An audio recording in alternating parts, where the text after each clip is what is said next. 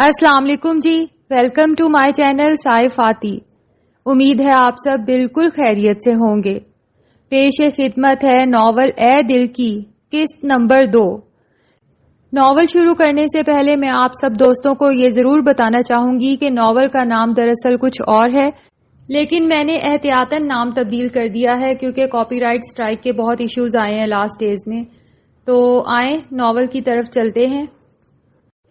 فی امان اللہ بیٹے، شادی میں ضرور آنا، میں ابھی سے انوائٹ کر رہی ہوں۔ آسیہ بیگم کو وہ بہت اچھا لگا تھا۔ عمر نے فرما برداری سے اس بات میں سر ہلا دیا۔ جی کیوں نہیں، انشاءاللہ دوبارہ ملاقات ہوگی، وہ آسیہ بیگم سے کہہ رہا تھا، مگر نگاہیں علیزہ کے سادہ سے سراپے پر تھیں۔ اس روز لاہور سے راولپنڈی واپس آتے ہوئے ڈرائیونگ کے دوران اس کے دھیان میں صرف اور صرف علیزہ تھی۔ سادہ سے حلیے میں ملبوس اس کی پسندیدہ لڑکی کے سراپے میں ڈھلی وہ پیاری سی لڑکی گھر واپس پہنچنے تک اس کے تصور سے الگ نہیں ہوئی تھی۔ گھر پہنچنے کے بعد اس نے سائرہ بیگم کو علیزہ کے جواب اور مجبوری سے آگاہ کر کے مطمئن کر دیا تھا، مگر خود کو مطمئن نہ کر سکا۔ رات میں جب وہ سونے کے لیے بستر پر ثانیہ کے پاس لیٹا تو پہلی بار اس کے دل نے یہ خواہش کی کہ کاش اس کے ساتھ ثانیہ کی بجائے علیزہ لیٹی ہو۔ اس رات پہلی بار وہ کروٹ پہ کروٹ بدلتا جانے اپنے مستقبل کے لیے کیا کیا سوچتا رہا تھا۔ اگلے آنے والے دنوں میں اس کا علیزہ سے فون پر رابطہ بحال ہو گیا تھا۔ بعد میں نادیہ کی شادی پر وہ سائرہ بیگم کے ساتھ دوبارہ لاہور آیا تو علیزہ کے بارے میں اور بھی گہرائی سے جاننے کا موقع ملا۔ دونوں کے درمیان اجنبیت کی دیوار ڈھہ گئی تھی اور اب عمر کی کوششوں سے وہ اس پر خاصا اعتماد کرنے لگی تھی۔ علیزہ کے ماضی یا اس کے ساتھ ہونے والے کسی بھی ٹریجڈی سے اسے کوئی دلچسپی نہیں تھی، لہٰذا اب تک اس موضوع پر اس کی علیزہ سے کوئی بات نہیں ہوئی تھی۔ نادیہ کی شادی کے موقع پر اس نے اپنے حسن اخلاق اور شوخیوں سے اسے اپنی طرف مائل کرنے کی بھرپور کوشش کی تھی اور وہ بہت حد تک اس کا خوف اور جھجک ختم کرنے میں کامیاب بھی ہو گیا تھا۔ سائرہ بیگم نادیہ کی رخصتی کے فوراً بعد اسے اپنے ساتھ لے جانے کی خواہش مند تھیں، مگر علیزہ نے یہ کہہ کر کہ ابھی گھر میں اس کی ضرورت ہے انہیں پھر خالی ہاتھ لوٹا دیا تھا۔ اب نادیہ کی شادی کے پورے 2 ہفتوں کے بعد عمر پھر اسے اپنے ساتھ لینے اسپیشلی لاہور آیا تھا اور اب وہ اپنا تمام سامان سمیٹ کر اس کے ساتھ چلی آئی تھی۔ تاہم اس نے عمر سے ریکویسٹ کی تھی کہ وہ گھر جانے سے قبل اسے بچوں کے ایدھی سینٹر اسلام آباد کا دورہ ضرور کروائے۔ اسی کی فرمائش پر وہ اسے لے کر جب اسلام آباد پہنچا تو شام ڈھل چکی تھی۔ موسم کے تیور بھی خاصے جارحانہ تھے، لہٰذا ایک رات کے لیے اس نے ہوٹل میں قیام کا فیصلہ کر کے اپنے اور علیزہ کے لیے علیحدہ علیحدہ کمرے کرائے پر لے لیے۔ رات بہت دیر تک علیزہ اسی کے کمرے میں بیٹھی اس سے اسی کے حال، ماضی، مستقبل کی باتیں کرتی رہی اور عمر اپنے لیپ ٹاپ پر ضروری کام نپٹاتا رہا۔ بعد ازاں وہ اٹھ کر اپنے کمرے میں آ گئی تو عمر نے چائے آرڈر کر دی اور نیند نہ آنے کے باعث دونوں کپ اٹھا کر علیزہ کے کمرے میں چلا آیا کیونکہ اس کے کمرے کی لائٹ بھی تاحال روشن تھی۔ صبح ناشتے کے بعد ہوٹل نکل کر اب تقریباً 1.5 گھنٹے کی سلو ڈرائیو کرنے کے بعد وہ راولپنڈی اپنے گھر پہنچ چکا تھا۔ صحن کے سامنے ہی برآمدے میں اس کی بیوی بیٹھی اپنے بیٹے کے ساتھ کھیل رہی تھی۔ عمر کے ساتھ علیزہ کو دیکھ کر اس کے چہرے پر بڑی واضح ناگواری کے تاثرات ابھرے تھے۔ آ گئے آپ؟ خیر تو ہے؟ کہیں گھر کا راستہ تو نہیں بھول گئے تھے؟ اس کے لہجے میں کاٹ تھی۔ عمر برداشت کر گیا۔ یہ ثانیہ میری بیوی، اس کا سوال نظر انداز کر کے عمر نے پھر علیزہ کی طرف دیکھا جس پر وہ جل بھن گئی۔ محض بیوی نہیں، بد نصیب بیوی، جسے تمہاری زندگی میں آنے کے بعد ایک پل کا سکون نصیب نہیں۔ علیزہ نے دیکھا بے ڈھنگے سے حلیے میں اس کے سامنے کھڑی وہ عورت کسی طرح سے فارنر نہیں لگ رہی تھی۔ آنٹی کہاں ہیں؟ عمر نے بالکل صحیح کہا تھا، اس کی بیوی خالص جھگڑالو عورت تھی اور ان کی آپسی جھگڑے سے جلد ہی کنارہ کشی اختیار کرتے ہوئے عمر سے سائرہ بیگم کا پوچھ بیٹھی۔ جب اس نے بتایا اندر اپنے کمرے میں ہمارا انتظار کر رہی ہوں گی، آؤ چلتے ہیں۔ پھر سے اس کا سفری بیگ اٹھا کر وہ اپنی اماں کے کمرے کی طرف بڑھا تو اس کی بیوی نے غصے میں اپنے منہ بسورتے بچے کو رکھ کر ایک چانٹا دے مارا، منحوس مارا، جیسا باپ ویسا بیٹا۔ میری ہی قسمت میں لکھے تھے یہ انمول ہیرے۔ اس کے غصے کا گراف کسی طور پر نیچے نہیں آ رہا تھا۔ عمر نے پھر درگزر سے کام لیا تھا۔ کاش ہم سمجھ لیتے منزلوں کی چاہت میں راستہ بدلنے سے فاصلہ نہیں گھٹتا، 2 گھڑی کی قربت میں 4 پل کی چاہت میں لوگ رہتے ہیں، قافلہ نہیں بنتا، ہاتھ میں دیا لے کر، ہونٹ پر دعا لے کر۔ منزلوں کی چاہت میں چل بھی دیں تو کیا ہوگا، خواہشوں کے جنگل میں اتنی بھیڑ ہوتی ہے کہ عمر کی مسافت میں راستہ نہیں ملتا، قافلہ نہیں ملتا، ہم سفر نہیں ملتا، شاید کچھ نہیں ملتا۔ وہ ریڈیو سے انٹرویو دے کر گھر واپس آئی تو تھکن سے برا حال ہو رہا تھا۔ ٹوٹ کر رونے کی خواہش میں اعصاب بوجھل ہو کر رہ گئے تھے۔ اب اسے نہ ریڈیو پروگرامز میں دلچسپی محسوس ہو رہی تھی، نہ ریڈیو جاب میں۔ شاید یہی وجہ تھی کہ اپنے پہلے آڈیشن میں وہ ایس ڈی صاحب کو مطمئن نہیں کر سکی تھی، لیکن حاشر کے حوالے کی وجہ سے انہوں نے اسے دوبارہ کوشش کرنے کی ہدایت ضرور جاری کر دی تھی۔ دوسری بار کوشش میں پھر بے دلی کے باعث وہ کامیاب نہ ہو سکی، تاہم تیسری بار چانس ملنے پر جب اسے احسن رضا کے سامنے آڈیشن دینا پڑا تو اس کے اندر کی خفیہ صلاحیتیں کھل کر باہر آئیں۔ دوبارہ بری طرح ناکام ہونے والی لڑکی اس بار اپنے اعتماد اور دلکش انداز میں بولنے کی صلاحیت سے مالا مال دکھائی دیتی۔ ایس ڈی کے بیٹے کو بے حد متاثر کر گئی تھی۔ وہ اس کی تعریف کر رہا تھا اور اسے اپنے ساتھ پروگرام میں شامل ہونے کی دعوت دے رہا تھا، مگر اس نے انکار کر دیا۔ احسن اس سے بے حد خفا تھا۔ وہ اپنے کمرے میں کتاب کھولے گمسم سی بیٹھی تھی جب وہ اچھی طرح واویلا مچانے کے بعد اس کے کمرے میں چلا گیا۔ علیزہ، میرا بس نہیں چل رہا کہ میں تمہارا سر دیوار سے دے ماروں۔ کیوں، میں نے کیا کیا ہے؟ حسن کے سٹپٹانے پر کمال بھول پن سے اس نے پوچھا تو اس نے اپنا سر پیٹ لیا۔ کیا کیا ہے؟ اچھا خاصا تماشا بنا کر رکھ دیا ہے تم نے میرا۔ پہلے ریڈیو کا بھوت سر پر سوار ہوا، پھر پاپا کی اجازت کا مرحلہ بھی طے کر لیا تم نے۔ تمہاری وجہ سے، صرف تمہاری خوشی کے لیے میں نے حاشر کی سفارش لی، جس کے میں شدید خلاف ہوں، اور اب 2 مرتبہ خواری کے بعد جب تم کامیاب ہو گئی ہو تو قدم بغیر کسی وجہ کے پیچھے ہٹا لیے ہیں۔ کیوں؟ وہ شدید الجھن کا شکار تھا۔ علیزہ نے سر جھکا لیا۔ میرا دل بدل گیا ہے، اب سٹڈی کی طرف توجہ دوں گی۔ پہلے یہ نادر خیال کیوں نہیں آیا تمہیں؟ مفت میں خوار کیوں کیا مجھے؟ سوری، اس نے گویا بات ہی ختم کر دی۔ حسن سخت خفگی کے انداز میں سر جھٹکا کر اس کے کمرے سے واک آؤٹ کر گیا تھا۔ عشق صحرا ہے کہ دریا، کبھی سوچے وہ بھی، اس سے کیا ہے میرا ناتا، کبھی سوچے وہ بھی۔ یہ الگ بات جتایا نہیں میں نے اس کو، ورنہ کتنا اسے چاہا، کبھی سوچے وہ بھی۔ اس کو آواز لکھا، چاند لکھا، پھول لکھا، میں نے کیا کیا اسے لکھا، کبھی سوچے وہ بھی۔ مطمئن ہوں اسے لفظوں کی حرارت دے کر، میں نے کتنا اسے سوچا، کبھی سوچے وہ بھی۔ احسن رضا کی وجہ سے ہی اسے ریڈیو سے محبت ہوئی تھی، اور احسن رضا کی وجہ سے ہی وہ ریڈیو سے دور بھی ہو گئی۔ اسے ایک مرتبہ پھر مکمل طور پر ریڈیو سے کنارہ کش ہو کر اس نے اپنی تمام تر توجہ تعلیم کی طرف مبذول کر لی تھی۔ فرسٹ ایئر اور سیکنڈ ایئر میں شاندار کامیابی کے بعد نادیہ کے ساتھ ہی اس نے کو ایجوکیشن کالج میں داخلہ لیا تھا۔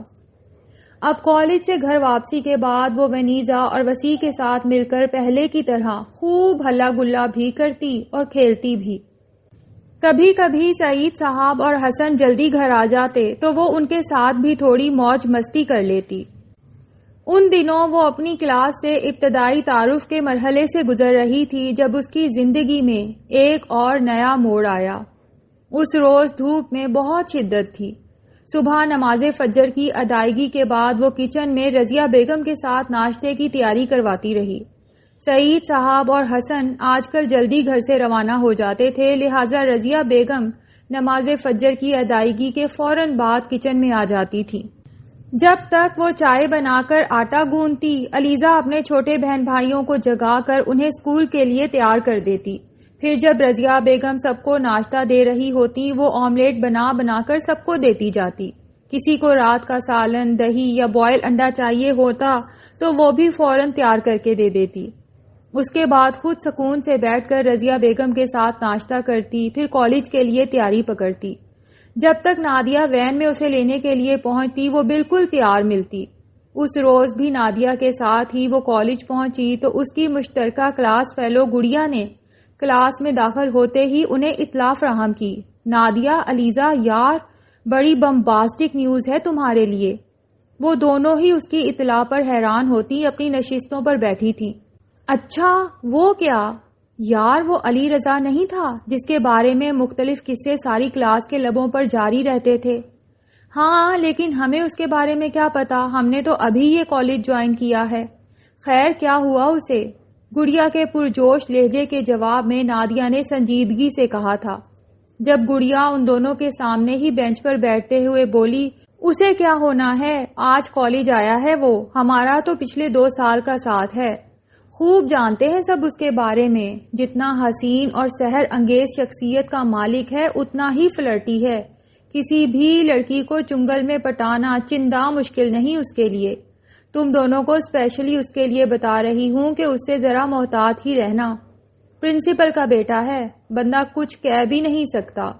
گڑیا کلاس کی سب سے زیادہ چرب زبان اور چلتا پرزا قسم کی لڑکی تھی۔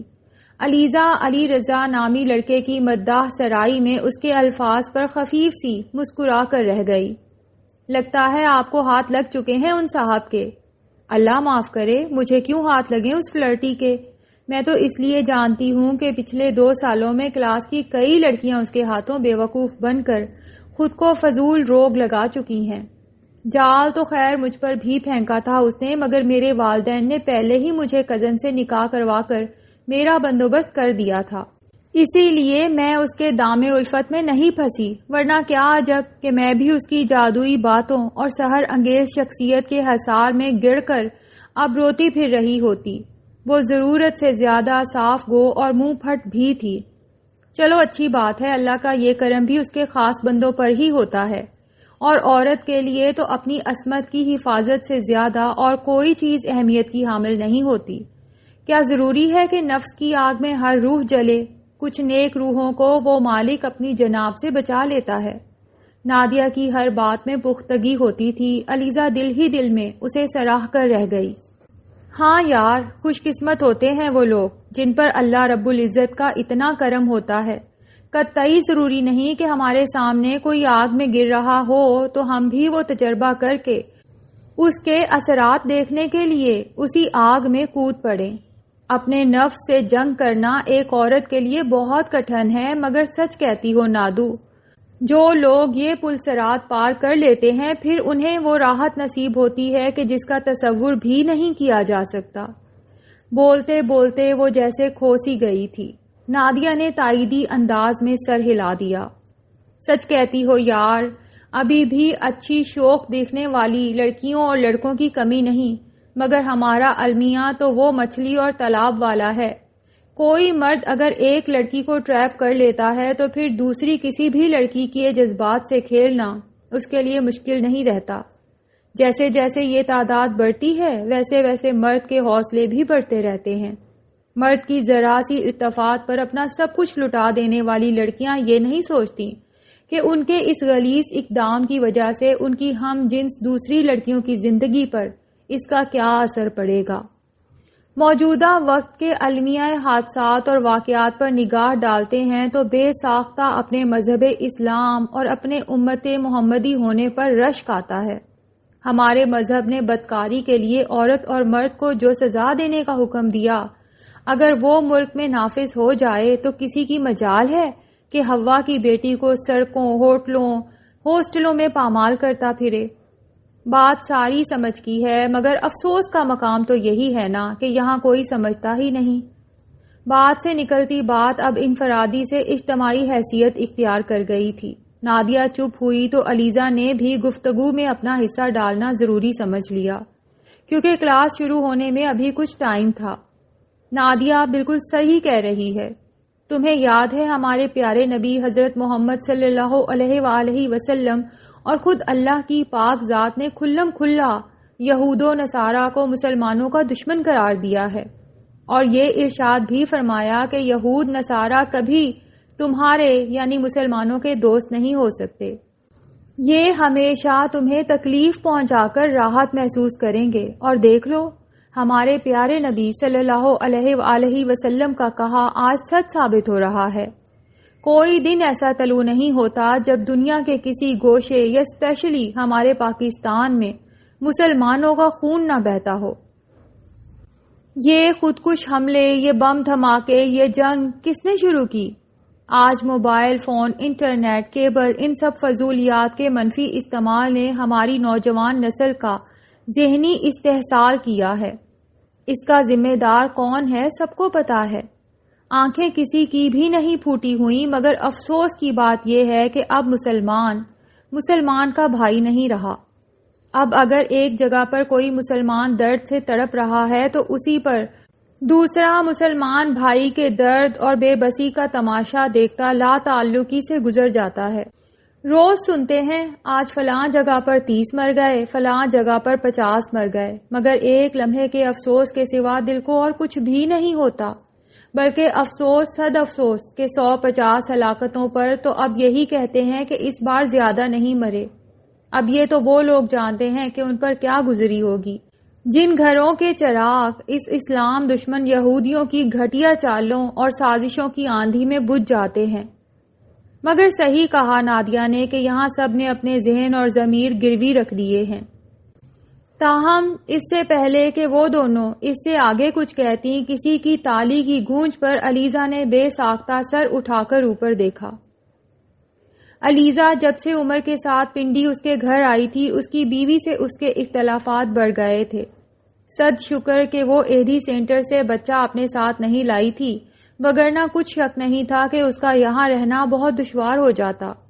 پنڈی پہنچنے کے بعد جب وہ سائرہ بیگم سے ان کے کمرے میں آ کر ملی تھی، انہوں نے نہایت والہانہ انداز میں اسے خود سے لپٹاتے ہوئے پیار کیا تھا۔ اگلے روز جب وہ بیدار ہوئی تو پھر گھر میں عمر اور اس کی بیوی کا ناشتے پر جھگڑا سننے کو ملا تھا۔ سائرہ بیگم اس کے بستر کے قریب ہی جائے نماز پر بیٹھی تسبیح کر رہی تھیں، تبھی وہ دونوں ہاتھوں سے بال سمیٹتے ہوئے اپنے بستر پر اٹھ بیٹھی۔ آنٹی، یہ ثانیہ عمر سے ہر وقت جھگڑتی کیوں رہتی ہے؟ کہیں اس کی وجہ میں تو نہیں ہوں؟ نہیں بیٹے، دنیا میں کچھ لوگ ہوتے ہی ایسے ہیں جنہیں امن اچھا نہیں لگتا۔ سمجھ لو ثانیہ بی بی بھی انہی لوگوں میں سے ایک ہیں۔ تسبیح کرتے ہوئے انہوں نے مختصر مگر جامع جواب دے دیا، جس پر وہ بھی پوچھ بیٹھی، تو پھر آپ نے کیوں عمر کے لیے ایسی لڑکی کو پسند کیا؟ اپنے بیٹے کی عادات سے واقف تو تھی نا آپ؟ ہاں بیٹے، میں تو واقف تھی، مگر تمہارے انکل کو ضد ہو گئی تھی یہ نایاب پتھر گھر میں سجانے کی۔ میں نے اور عمر نے تو بہت مخالفت کی تھی، مگر ہماری ایک نہیں سنی گئی۔ اب وہ تو رہے نہیں، یہ مصیبت ہمارے سر پر مسلط کر گئے۔ اگر ہوتا میرا بچہ ایسا ویسا تو کب کا چھوڑ چکا ہوتا۔ کوئی دن ایسا نہیں نکلتا جب یہ لڑکی اس کا خون نہ جلاتی ہو۔ مگر آفرین ہے جو یہ لڑکا کبھی اس پر ہاتھ اٹھاتا ہو یا طلاق کا لفظ زبان پر لاتا ہو۔ سچ پوچھو تو میں سخت عاجز ہوں اس لڑکی سے۔ میرے بیٹے کی زندگی عذاب بنانے میں کوئی کسر نہیں رکھی اس لڑکی نے۔ ان کے لفظ سے اپنی بہو کے لیے بیزاری ٹپک رہی تھی۔ علیزہ چپ چاپ سر جھکا گئی۔ اس نے نادیہ کے گھر میں اس کی امی کا ہولڈ دیکھا تھا۔ گو اس کی بھابھی بھی کوئی فرشتہ صفت خاتون نہیں تھی، مگر اپنے شوہر اور ساس کے احترام کا ضرور پتا تھا اسے، تبھی اتنے دن تک وہ وہاں ٹک گئی تھی۔ تاہم اب یہاں زیادہ دیر تک اپنا قیام کرنا اسے مشکل لگ رہا تھا۔ میرے قریب رہا پھر بھی مجھ کو پڑھ نہ سکا، میرا وجود تو محفوظ ایک کتاب میں تھا، کھلا جو نامہ اعمال حشر میں میرا، بس ایک جرم محبت میرے حساب میں تھا۔ وہ چونکی تھی اور بے ساختہ سر اٹھا کر اس نے کلاس روم میں داخل ہونے والی شخصیت کو دیکھا تھا۔ واہ کیا کمال کر دیا آپ نے، زبردست۔ مخاطب کی شخصیت اسے کنفیوز کرنے کے لیے کافی تھی۔ وہ چاہنے کے باوجود نگاہ نہ جھکا سکی۔ بہت زبردست ڈیبیٹر ہیں آپ، لگتا ہے نئی آئی ہیں۔ بنا کسی جھجک کا مظاہرہ کیے وہ بڑے سکون کے ساتھ اس کے سامنے والی نشست پر ٹک گیا تھا۔ مکمل بلیک لباس کی حشر سامانیاں پہلی بار دیکھنے کو ملی تھیں اسے۔ یہ علی ہے، ابھی بتایا تھا نا میں نے تمہیں۔ گڑیا اس کے اچانک وہاں چلے آنے پر قدرے پزل دکھائی دے رہی تھی، تاہم نادیہ نے پورے اعتماد کے ساتھ علیزہ کا ہاتھ تھاما تھا۔ تعریف کا شکریہ کہنے کے ساتھ ہی وہ اٹھ کھڑی ہوئی تو علی بول اٹھا، آپ کی تعریف؟ کوئی تعریف نہیں، براہ کرم ہمیں اپنی جان پہچان کے دائرے سے باہر ہی رکھیں۔ اس کا لہجہ روکھا تھا۔ علی رضا کے گداز لبوں پر ہلکی سی محظوظ کن مسکراہٹ بکھر گئی۔ ایکسکیوز می، میں نے آپ کی نہیں آپ کی دوست کی تعریف کی ہے، جان پہچان بھی نہیں ہے، آپ کیوں فضول میں اپنی انرجی ویسٹ کر رہی ہیں؟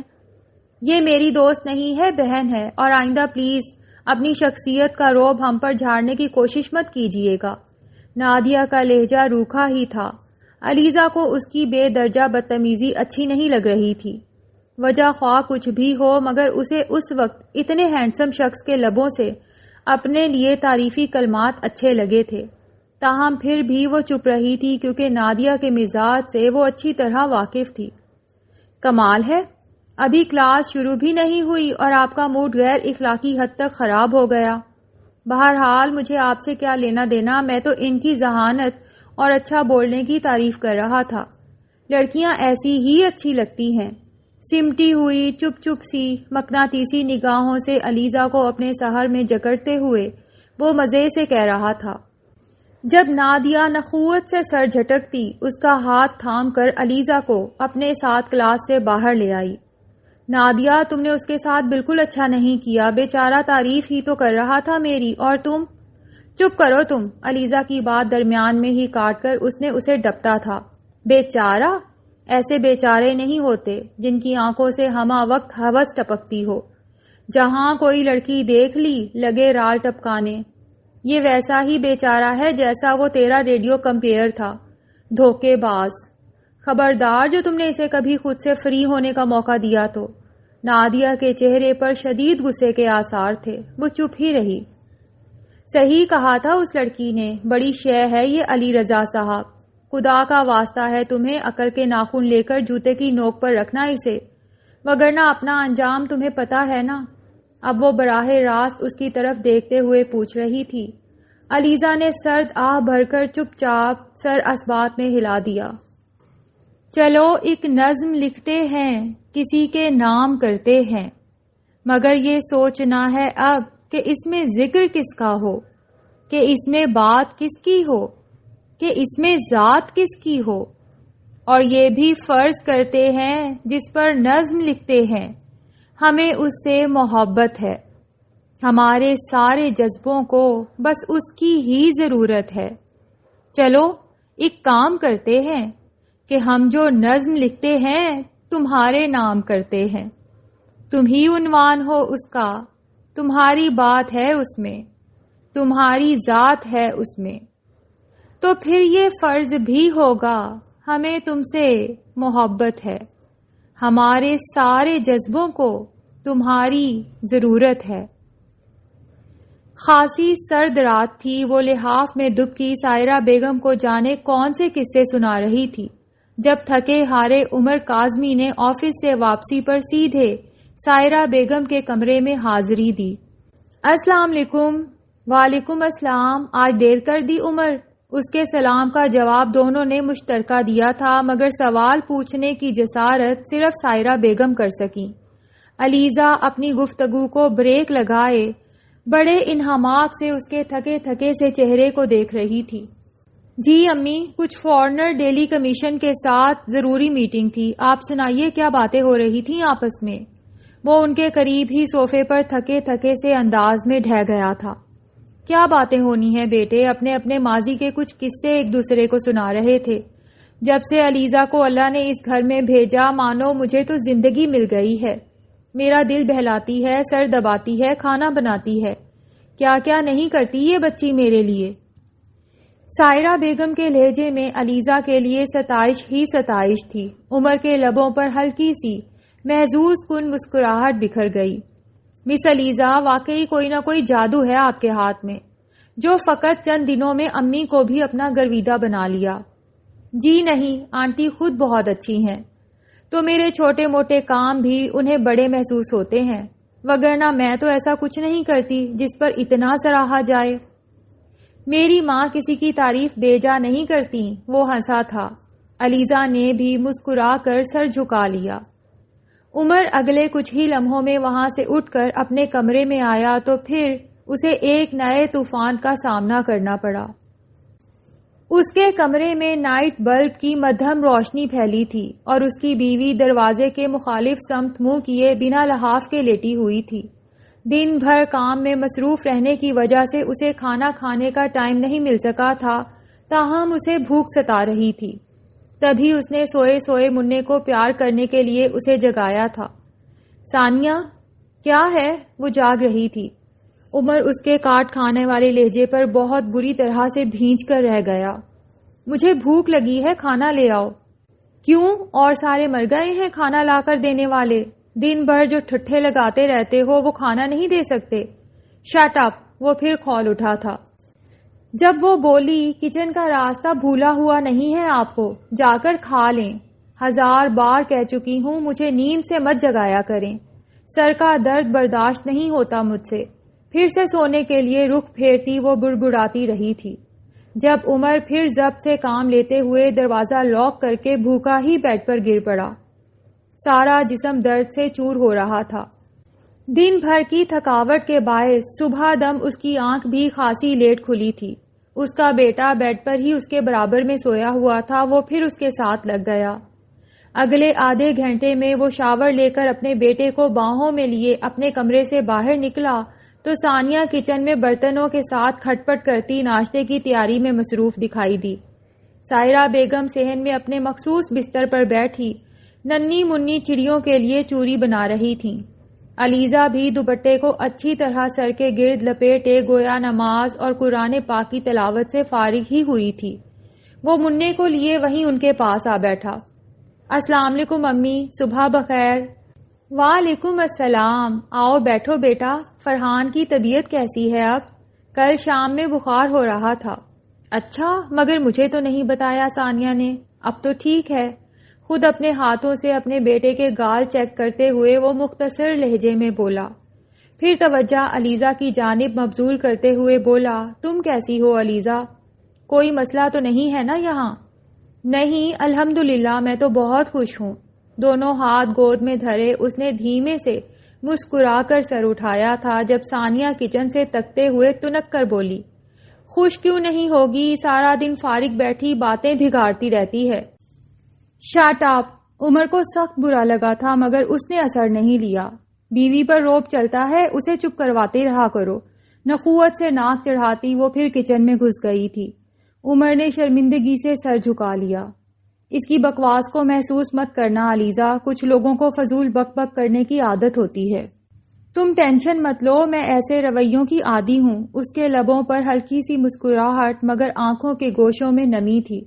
عمر نے پرسوچ انداز میں اس کی طرف دیکھتے ہوئے جیسے دل ہی دل میں کوئی فیصلہ کر لیا۔ امی، میں ثانیہ کو ڈائیورس دے رہا ہوں۔ علیزہ صحن میں بیٹھی سائرہ بیگم کے سر میں تیل ڈال رہی تھی جب آفس سے تھک ہار کر وہیں ان کے قریب تقریباً رونے والے انداز میں بیٹھتے ہوئے اس نے اچانک کہا۔ سائرہ بیگم کو جھٹکا سا لگا۔ دماغ خراب ہو گیا ہے تمہارا؟ کیا کہہ رہے ہو؟ جو بھی کہہ رہا ہوں خوب سوچ سمجھ کر کہہ رہا ہوں۔ میرا اب اس عورت کے ساتھ نبھا ممکن نہیں۔ وہ بہت تھکا ہوا لگ رہا تھا۔ علیزہ نے سن سے انداز میں تیل والا پیالہ نیچے زمین پر رکھا تھا۔ عین اسی اثنا میں ثانیہ بچے کو گود میں اٹھائے کمرے سے نکلی اور عمر کے سر پر پہنچ کر پھنکارتے ہوئے بولی، ہاں اب کیوں نبھا ہوگا تمہارا میرے ساتھ؟ یہ چڑیل جو آ گئی ہے اس گھر میں، اب اس پر رال ٹپکنے لگی ہے تمہاری۔ میں کیا واقف نہیں تم مردوں کے گھٹیا پن سے؟ جہاں نئی لڑکی دیکھی وہیں بے ایمان ہو گئے۔ اس کی زبان آگ اگل رہی تھی۔ عمر برداشت کی آخری حد سے گزرتا تنک کر اٹھا اور رکھ کر ایک زبردست تماچا اس کے دائیں گال پر جڑ دیا۔ بس بہت برداشت کر لیا میں نے، اب اور نہیں۔ خبردار جو علیزہ کے لیے ایک لفظ بھی اپنی گندی زبان سے نکالا تم نے۔ ثانیہ اس کے تماچے پر ششدر رہ گئی تھی، تاہم اس سے پہلے کہ وہ جواب میں کچھ کہتی علیزہ بول اٹھی۔ کیا کر رہے ہو تم؟ پاگل تو نہیں ہو گئے ہو؟ تمہاری بیوی ہے یہ۔ تم بیوی ہو اس کی، میں نہیں۔ پتہ نہیں کہاں کی فاحشہ عورت ہو جو تمہیں اور ٹھکانہ نہیں ملا تو میرے گھر کا سکون برباد کرنے چلی آئیں۔ وہ اب بھی پھنکار رہی تھی۔ علیزہ کا دل دکھ کی شدت سے جیسے پھٹنے کو تیار ہو گیا۔ عمر اب پھر اسے مارنے کے لیے لپک رہا تھا مگر علیزہ سامنے آ گئی۔ نہیں عمر پلیز۔ اس کی آنکھیں آنسوؤں سے بھری تھیں۔ عمر کتنی ہی دیر بے بسی سے اس کی آنکھوں میں دیکھتا رہا تھا۔ سائرہ بیگم بالکل خاموش تھیں جبکہ ثانیہ جانے کیا کیا بڑبڑاتے ہوئے پھر سے اپنے کمرے میں گھس گئی۔ اس کا بیٹا اب بلک بلک کر رو رہا تھا مگر اسے پرواہ نہیں تھی۔ 2-4 گھنٹے یوں ہی سناٹوں کی نظر ہو گئے تھے جب عشاء کی نماز سے فراغت کے بعد زبردستی سائرہ بیگم کو کھانا کھلانے کے بعد وہ لاؤنج میں بیٹھے عمر کے پاس چلی آئی۔ عمر! وہ پلکیں موندے بیٹھا تھا۔ علیزہ کے نرمی سے پکارنے پر اس نے فوراً اپنی آنکھیں وا کی تھیں۔ ہاں؟ کھانا لاؤں تمہارے لیے؟ نہیں مجھے بھوک نہیں ہے۔ ہلکی ہلکی بڑھتی ہوئی شیو میں وہ اتنا اداس لگ رہا تھا کہ علیزہ چاہنے کے باوجود بھی اپنی نگاہیں اس کے اداس چہرے سے ہٹا نہ سکی۔ کیوں نہیں ہے بھوک؟ پتہ نہیں۔ وہ نظریں اٹھا کر اس کی طرف دیکھ نہیں رہا تھا۔ علیزہ کے لبوں پر پھیکی سی اداس مسکان بکھر گئی۔ یہ مسئلے کا حل نہیں ہے عمر، میں جانتی ہوں تم ثانیہ کو ڈائیورس دینا چاہتے ہو اور مجھے یہ بھی پتا ہے کہ اسے میرا اس گھر میں رہنا 1% بھی پسند نہیں۔ میں آنٹی کا خیال رکھتی ہوں، ان کی کیئر کرتی ہوں تو اسے لگتا ہے جیسے میں اسے نیچا دکھا رہی ہوں، اکڑ رہی ہوں۔ تم نہیں سمجھو گے ایک عورت کے لیے دوسری عورت کی رقابت کسی عذاب سے کم نہیں ہوتی عمر۔ وہ اس کے سامنے ہی صوفے پر ٹک گئی تھی۔ عمر نے تھکے تھکے سے انداز میں گہری سانس خارج کرتے ہوئے سر کرسی کی پشت سے ٹکا دیا۔ وہ اس معاملے میں اپنی جگہ پر غلط نہیں ہے، تمہیں سمجھداری سے کام لینا ہوگا۔ میں نے سوچ لیا ہے، میں کل صبح ہی کسی نہ کسی جاب کی تلاش میں گھر سے نکلوں گی، پھر سب ٹھیک ہو جائے گا۔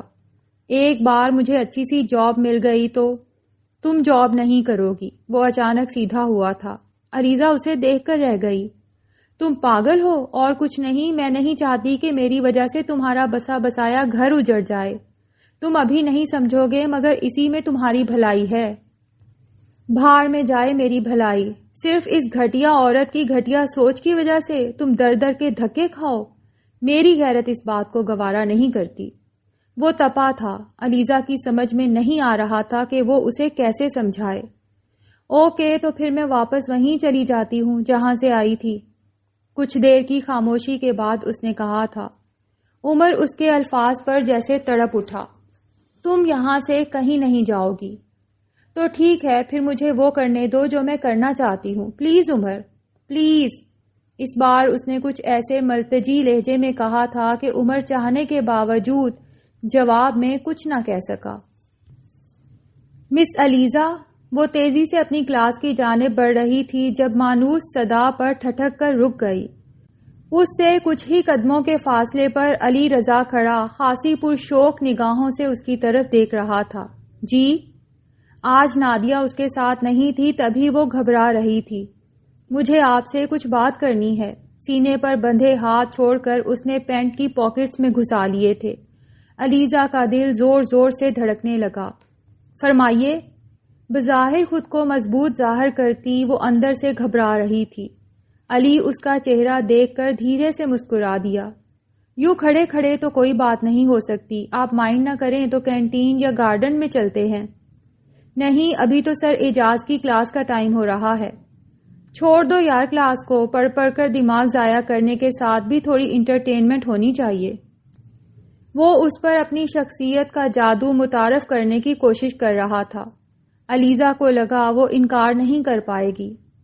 نہیں، وہ آج نادیہ نہیں ہے تو تو کیا وہ فضول سی لڑکی آپ کے ساتھ نہیں ہے؟ تبھی تو یوں آپ کو مخاطب کرنے کی کوشش کی ہے، ورنہ اتنے دنوں سے تو بس دل ہی مار رہا ہوں اپنا۔ کیسی عجیب سی عاجزی تھی اس کے لہجے میں۔ علیزہ پل میں ساری نصیحتیں بھول گئی۔ پلیز علیزہ، آئی پرومس میں اتنا زیادہ ٹائم نہیں لوں گا آپ کا، پلیز۔ کتنے بلند سنگھاسن پر بٹھا رہا تھا وہ اسے۔ علیزہ کو پگھلنا ہی پڑا۔ اوکے چلیں۔ کسی کنیز کی مانند شہزادے سی آن رکھنے والے اس شخص کی ہمراہی میں چھوٹے چھوٹے قدم اٹھا کر چلتی وہ جیسے ہواؤں میں اڑ رہی تھی۔ بھلا اس شخص کو اس جیسی معمولی شکل و صورت کی حامل لڑکیوں کی کیا کمی تھی، جبکہ نادیہ اس سے زیادہ حسین تھی؟ ضرور اس میں کوئی بات تھی کہ جس نے علی رضا جیسے ساحر کو اس کی طرف توجہ کرنے پر مجبور کر دیا تھا۔ وہ اسے لے کر کینٹین میں آ گیا تھا، جو اس وقت تقریباً خالی تھی۔ بیٹھیے پلیز۔ اچھے اخلاق کی ساری قدریں اس پر ختم تھیں۔ علیزہ قدرے کنفیوز سی اس کے سامنے بیٹھ گئی۔ فرمائیے، کیا کہنا چاہتے ہیں آپ؟ کہنا تو بہت کچھ ہے یار، مگر وہ تمہاری دم چھلا دوست موقع دے تب نہ۔ اس کے لہجے میں نادیہ کے لیے بیزاری تھی۔ وہ دھیرے سے مسکرا دی۔ میری دوست بہت اچھی ہے، بے حد سمجھدار، لڑکوں کے ساتھ زیادہ گھلنا ملنا پسند نہیں کرتی، اور نہ ہی مجھے اس بات کی اجازت دیتی ہے۔ اصل میں ہم دونوں ہی ایک دوسرے کے لیے بہت جذباتی ہیں۔ Okay, I add my right, لیکن خود پر اپنا بھی تو کوئی حق ہونا چاہیے۔ اس روز کلاس میں صرف آپ کی وجہ سے میں اس کا لحاظ کر گیا تھا، وگرنہ ایسی بد دماغ لڑکیوں کا دماغ ٹھیک کرنا مجھے خوب اچھی طرح آتا ہے۔ گرم گرم چائے کے 2 کپ ٹیبل پر دھرنے کے بعد اس نے جیسے نادیہ کے خلاف دل کی بھڑاس نکالی تھی۔ علیزہ پھر شرمائے شرمائے سے انداز میں مسکرا دی۔ تھینکس۔ چھوڑو تھینکس کو، تمہیں نہیں پتا وہ لڑکی تم سے کتنی جلتی ہے۔ کوئی تمہیں سراہے، اسے چھوڑ کر تمہاری تعریف کرے، اس سے برداشت ہی نہیں ہوتا۔ اسی لیے اکیلے میں بات کرنا چاہتا تھا میں آپ سے۔ پلیز علیزہ، خود کو دوسروں کے سہارے پر ضائع کرنا چھوڑ دیں، اپنے اندر اعتماد پیدا کریں۔ دیکھیں یہاں کالج میں کتنی لڑکیاں ہیں جو میرے آگے پیچھے پھرتی ہیں، صرف ایک نگاہ التفات کو ترستی ہیں، مگر میں سب کو جوتے کی نوک پر رکھتا ہوں۔ اسی لیے گڑیا جیسی دل جلی لڑکی نے میرے خلاف جھوٹا پروپیگنڈا کر کے انگور کھٹے ہیں والا کام شروع کر دیا ہے۔ دیکھیں علیزہ، میں یہ نہیں کہتا کہ میں کوئی فرشتہ صفت انسان ہوں، مجھ میں بہت سی خامیاں ہیں، مگر اسی کالج میں میرے اپنے خاندان میں میری کئی کزنز میری بیسٹ گرل فرینڈز ہیں، مگر یہ کوئی بری بات نہیں۔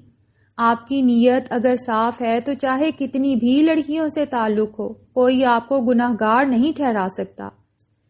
خیر، میرا مقصد آپ کے سامنے اپنے منہ میاں مٹھو بننا نہیں، صرف اس غلط فہمی کو دور کرنا ہے جو اس گڑیا نام کی فضول لڑکی نے صرف حسد میں ایم فضول آپ کے دل میں ڈال دی ہے، اور شاید اسی کی وجہ سے آپ کی فرینڈ بھی مجھے اچھا نہیں سمجھتی۔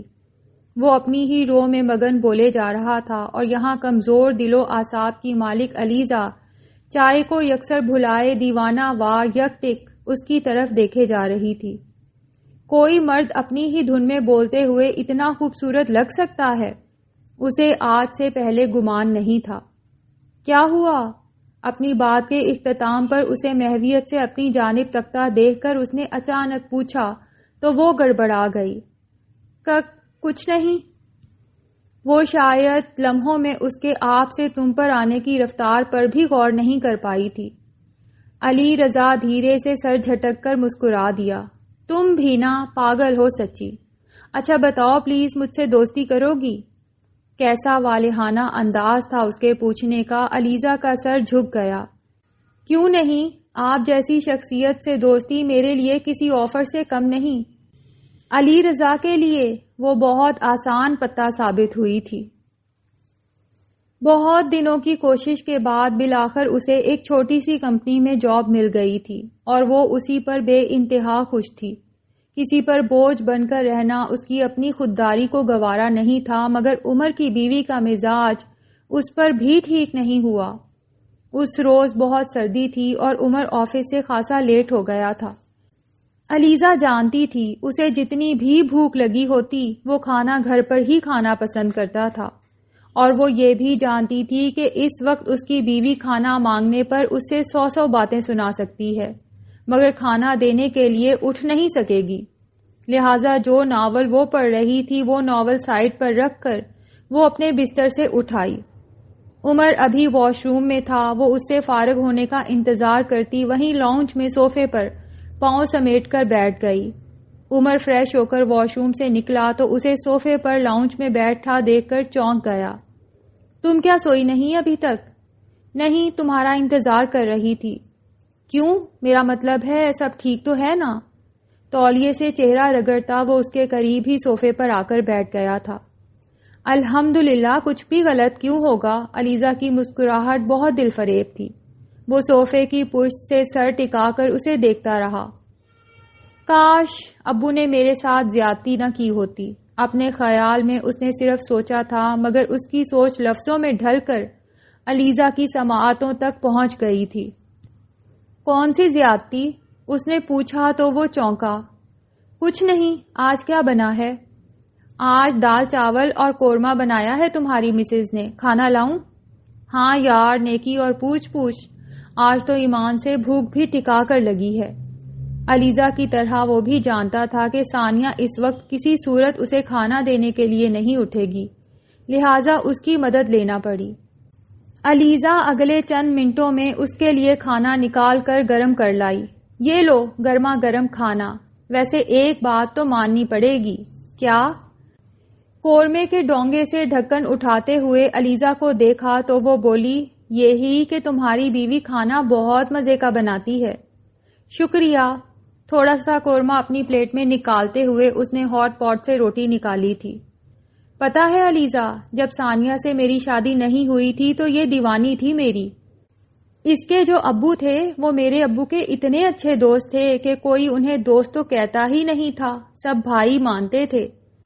اسی وجہ سے میرا اکثر ان کے پاس، ان کے آفس اور گھر میں کسی نہ کسی وجہ سے چکر لگتا رہتا تھا۔ مجھے نہیں پتا تھا کہ اس نے مجھے کب کہاں دیکھ کر پسند کیا، مگر اتنا ضرور پتا ہے کہ ہماری شادی میں صرف اور صرف اس کی ضد شامل تھی۔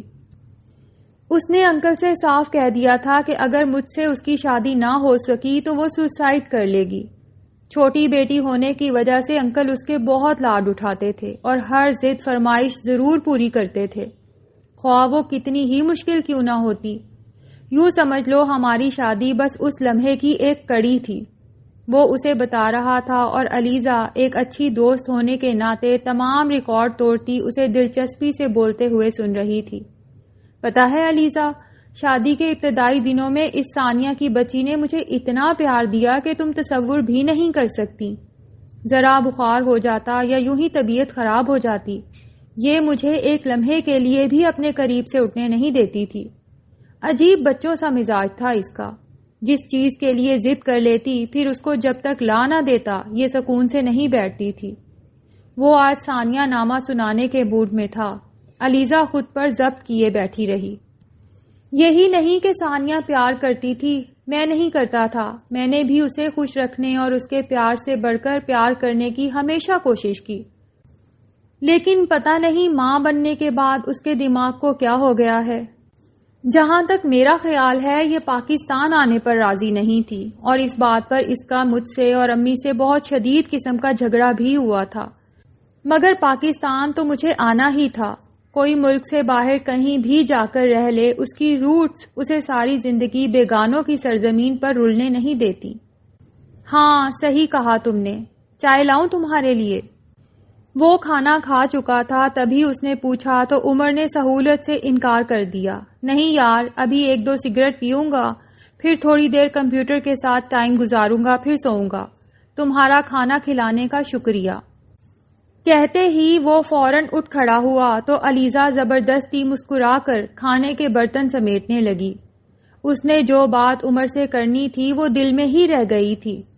عمر اسے سونے کی تاکید کر کے اپنے کمرے میں آیا تو ثانیہ کو دیکھ کر ایک دم سے سردی کا احساس بڑھ گیا۔ جانے کیوں آج اس کے حوالے سے وہ علیزہ سے اتنی ساری باتیں شیئر کر گیا تھا۔ وہ سونے کے لیے اس کے پہلو میں لیٹا تو جیسے دل میں اس کے لیے جمع ساری کدورتیں کہیں منہ چھپا کر بھاگ گئیں۔ ثانیہ، اس کی جانب ذرا سا جھک کر اس نے سرگوشی کی تھی، مگر وہ ٹس سے مس نہ ہوئی۔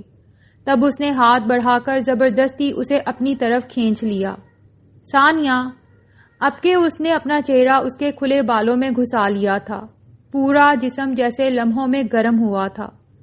وہ کسمسا کر بمشکل آنکھیں کھول پائی تھی۔ کیا ہے؟ سردی لگ رہی ہے یار، تم تو مزے سے سو رہی ہو اور یہاں نیند میرے قابو میں نہیں آ رہی۔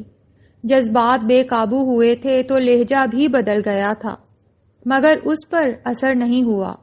تو میں کیا کروں؟ جو کھانا کھلا سکتی ہے وہ ساتھ سلا بھی سکتی ہے۔ عمر کو اس سے ایسے جواب کی ہی توقع تھی، مگر اس وقت وہ اس سے جھگڑا کرنے کے موڈ میں نہیں تھا۔ تبھی اس کی اتنی بڑی بات کو یکسر اگنور کرتے ہوئے بولا، نہیں سلا سکتی، ساتھ سلانے کا اعزاز تو صرف تمہیں ہی حاصل ہے۔ پلیز یار، کبھی تو پیار سے بھی بات کر لیا کرو۔ مجھے نہیں آتی پیار سے باتیں کرنا۔ جو آج کل اعصاب پہ سوار ہے اسی سے کرو جا کر، مجھے نیند آ رہی ہے۔ وہ نیند میں بھی غبار سے بھری رہتی تھی۔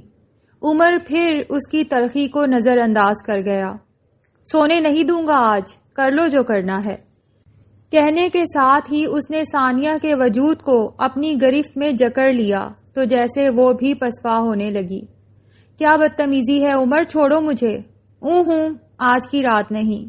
اس کے دماغ پر ضد سوار ہو گئی تھی اور ادھر ثانیہ کو بالآخر اس کی خواہش کے سامنے ہتھیار ڈالنے پڑے تھے۔ علیزہ، تم میری غیر موجودگی کا فائدہ اٹھا کر اس لوفر لڑکے کے ساتھ کینٹین میں کیوں گئی؟ منع کیا تھا میں نے تمہیں کہ اس کے منہ نہیں لگنا، پھر کیوں لفٹ کرائی اسے تم نے؟ بولو۔ اگلے روز نادیہ اس سے پہلے اپنے بھائی کے ساتھ کالج پہنچ گئی تھی اور اب کلاس شروع ہونے سے پہلے اسے ایک سائڈ پر لے جا کر ڈانٹ رہی تھی۔ کتنی بار ٹھوکر کھاؤ گی تم اور کتنی بار سنبھلنے کا ارادہ کرو گی؟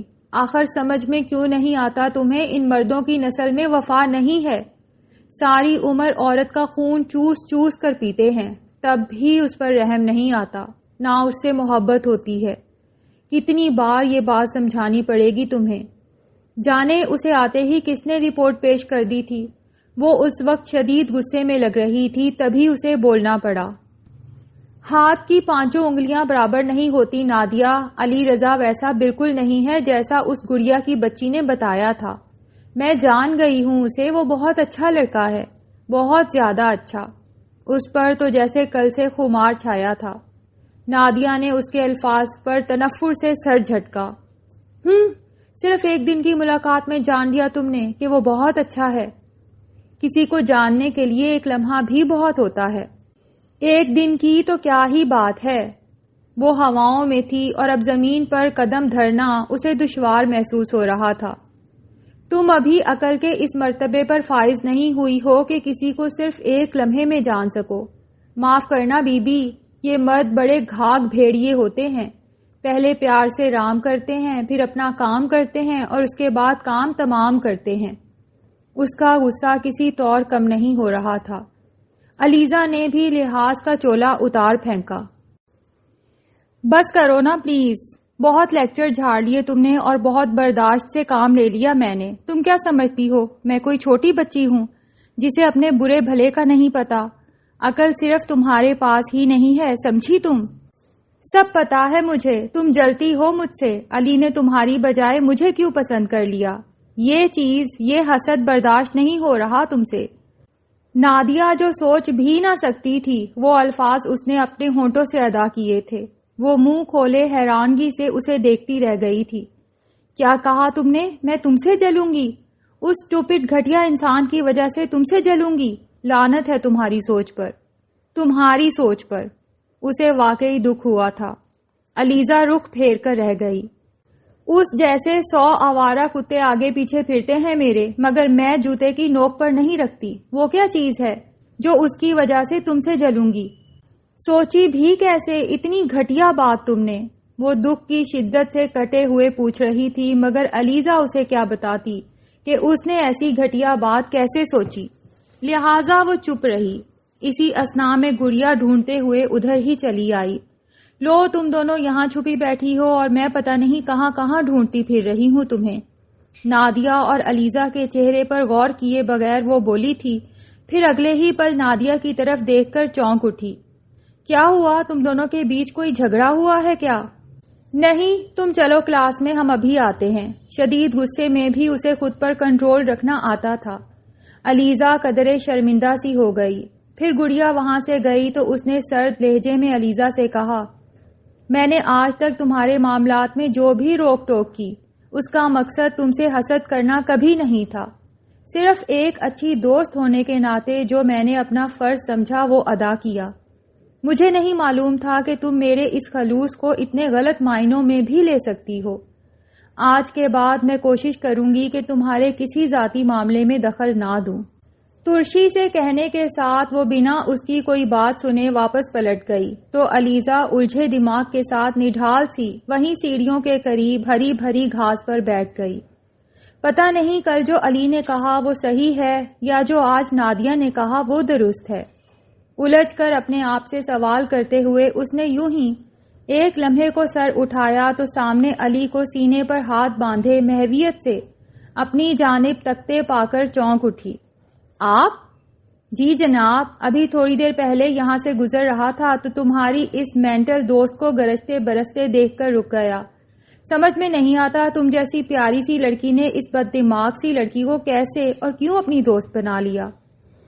وہ بد دماغ نہیں ہے، اس کے رسان سے کہنے پر علیزہ نے فوراً سے بیشتر وضاحت پیش کی تھی۔ علی سر جھٹک کر مسکراتے ہوئے اس کے مقابل گھاس پر بیٹھ گیا۔ کتنی اچھی ہو تم، وہ پتہ نہیں تمہیں کیا کیا سنا گئی اور تم پھر بھی مجھے اسے برا کہنے کی اجازت نہیں دے رہی ہو۔ یہ ہوتی ہے انسان کی عظمت۔ سچ کہتا ہوں علیزہ، تمہاری یہ چھوٹی چھوٹی باتیں مجھے تم سے پیار کرنے پر مجبور کر دیں گی۔ اس کا لہجہ پھر چینج ہو رہا تھا۔ علیزہ پل بھر میں ساری باتیں بھول کر پھر سے اپنی دھڑکنوں کا شور سننے لگی۔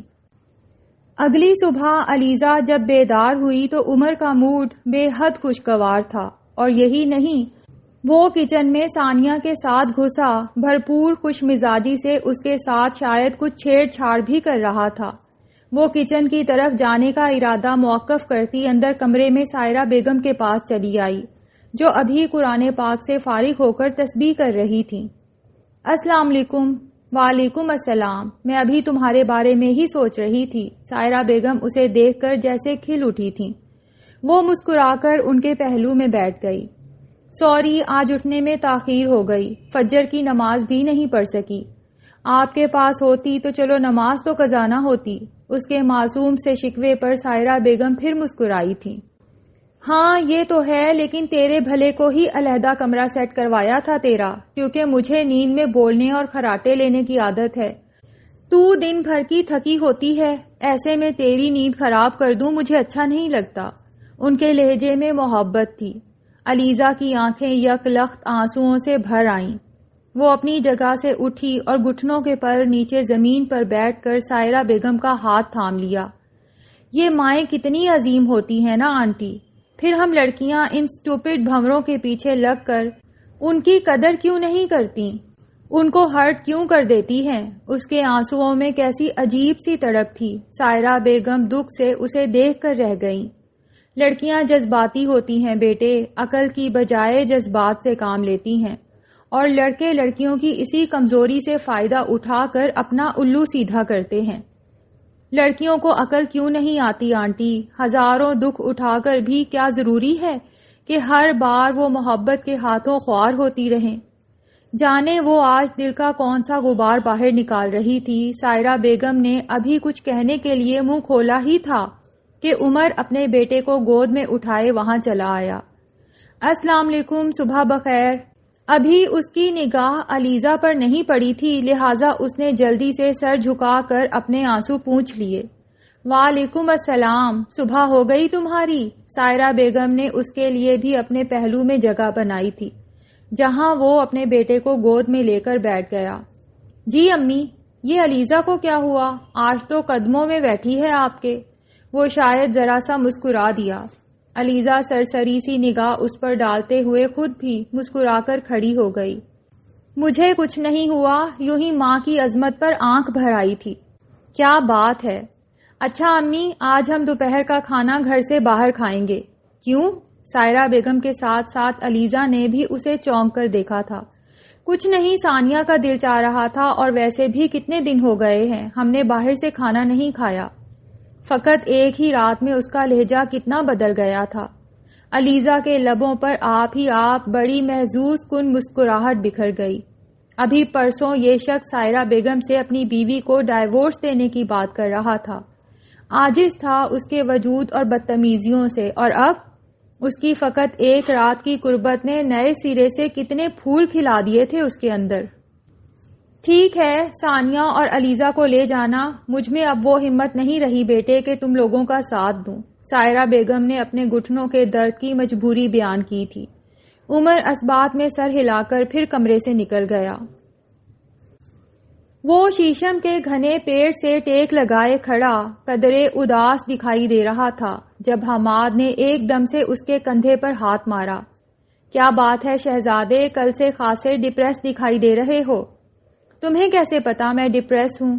جواب میں علی رضا نے خاصی سرد سانس بھری تھی اور اس کی طرف دیکھتے ہوئے بولا، کل گھر فون کیا تھا، تمہاری آنٹی بتا رہی تھیں کہ طبیعت ٹھیک نہیں ہے، سو رہا ہے۔ آج ناسازی طبیعت کے باوجود کالج میں حاضری، اوپر سے یاروں سے الگ، چپ چاپ، اداس۔ کوئی بات ہے یار، پلیز بتاؤ نا۔ اب کس لڑکی نے ہاتھ دکھا دیا؟ وہ ٹلنے والوں میں سے نہیں، پیچھے پڑ جانے والوں میں سے تھا۔ علی اس کی بات پر بے ساختہ ہنس دیا۔ کسی لڑکی کی اتنی مجال ہے کہ تیرے یار کو ہاتھ دکھا جائے؟ پاؤں کی جوتی سے بھی حقیر چیز ہیں یہ لڑکیاں، اس لیے ان ہوس اور جذبات کی ماری لڑکیوں کو میں ان کی اوقات پر ہی رکھتا ہوں۔ پھر کچھ نہیں یار، میں انگلینڈ جانا چاہ رہا ہوں شیراز وغیرہ کے ساتھ، مگر پاپا اجازت نہیں دے رہے۔ خیر اجازت کوئی پرابلم بھی نہیں ہے، کیونکہ تمہیں تو پتا ہے مجھے اپنے باپ کی اجازت کی کبھی ضرورت بھی نہیں ہوئی۔ اصل مسئلہ پاسپورٹ کا ہے، زیادہ نہیں تو لاکھ تو چاہیے نا۔ میرے کنجوس باپ نے الگ سے اکاؤنٹ کبھی نہیں کھلوایا میرا، وگرنہ بندہ ایسے کسی موقع پر اسے ہی خالی کر لیتا۔ فی الحال کوئی ایسی مالدار مرغی بھی نہیں پھنسی جسے بے وقوف بنا کر اپنا الو سیدھا کر لوں۔ وہ نفس اور دولت کا پجاری تھا، حماد اس کے دکھ میں برابر کا شریک تھا اور مسکرا کر رہ گیا۔ اف، کتنی درد بھری کہانی ہے میرے یار کی۔ اس ماں کے کسی میگزین میں لگواتا ہوں، شاید کوئی اچھی مالدار لڑکی پڑھ کر تجھے دوستی کی آفر کر دے۔ جہنم میں جھونک یار، فی الحال تو کوئی بھی متاثر نہیں کر رہی۔ علی رضا جیسے بیزار ہوا تھا۔ اچھا، اور وہ کیا نام ہے اس کا؟ ہاں، علیزہ تعویزہ، اس کا کیا بن رہا ہے؟ آج کل تو جب دیکھو اس کو بغل میں دبائے پھرتے ہو۔ فضول بکواس لڑکی ہے۔ مڈل کلاس گھرانوں کی جذباتی لڑکیاں ایسی ہی ہوتی ہیں، محبتوں کو ترسی ہوئی، جذبات کی ماری ہوئی، ذرا سا دانہ پھینکو ایک لمحے میں جال میں آ پھنستی ہیں۔ جتنا زیادہ عزت کا شور مچاتی ہیں اتنا ہی پوری ثابت ہوتی ہیں۔ بڑا تجربہ ہے تمہیں۔ وہ پھر ہنسا تھا۔ علی نے آہستہ سے رخ پھیر لیا۔ سنو، یہ جو لڑکی ہے نادیہ، اس کی علیزہ کے ساتھ اور کسی سے دوستی ہے کالج میں؟ رخ پھیر کر اگلے ہی پل اس نے حماد سے پوچھا تھا۔ کیوں، خیریت؟ ہاں یار، تم سے تو کچھ پوچھ لو تو آگے سے 20 سوال کرنے لگتے ہو۔ وہ چڑا تھا۔ حماد پھر ہنس دیا۔ اچھی لڑکی ہے یہ نادیہ، میرا نہیں خیال کہ علیزہ کے سوا کالج میں کسی اور لڑکی کے ساتھ اس کی دوستی ہو۔ لڑکوں کی تو بات ہی اور ہے، وہ بتا رہا تھا، اور علی پرشوق نگاہوں سے اس کی طرف دیکھتے ہوئے جیسے کہیں اور کھویا ہوا تھا۔ سردی دھیرے دھیرے بڑھ رہی تھی۔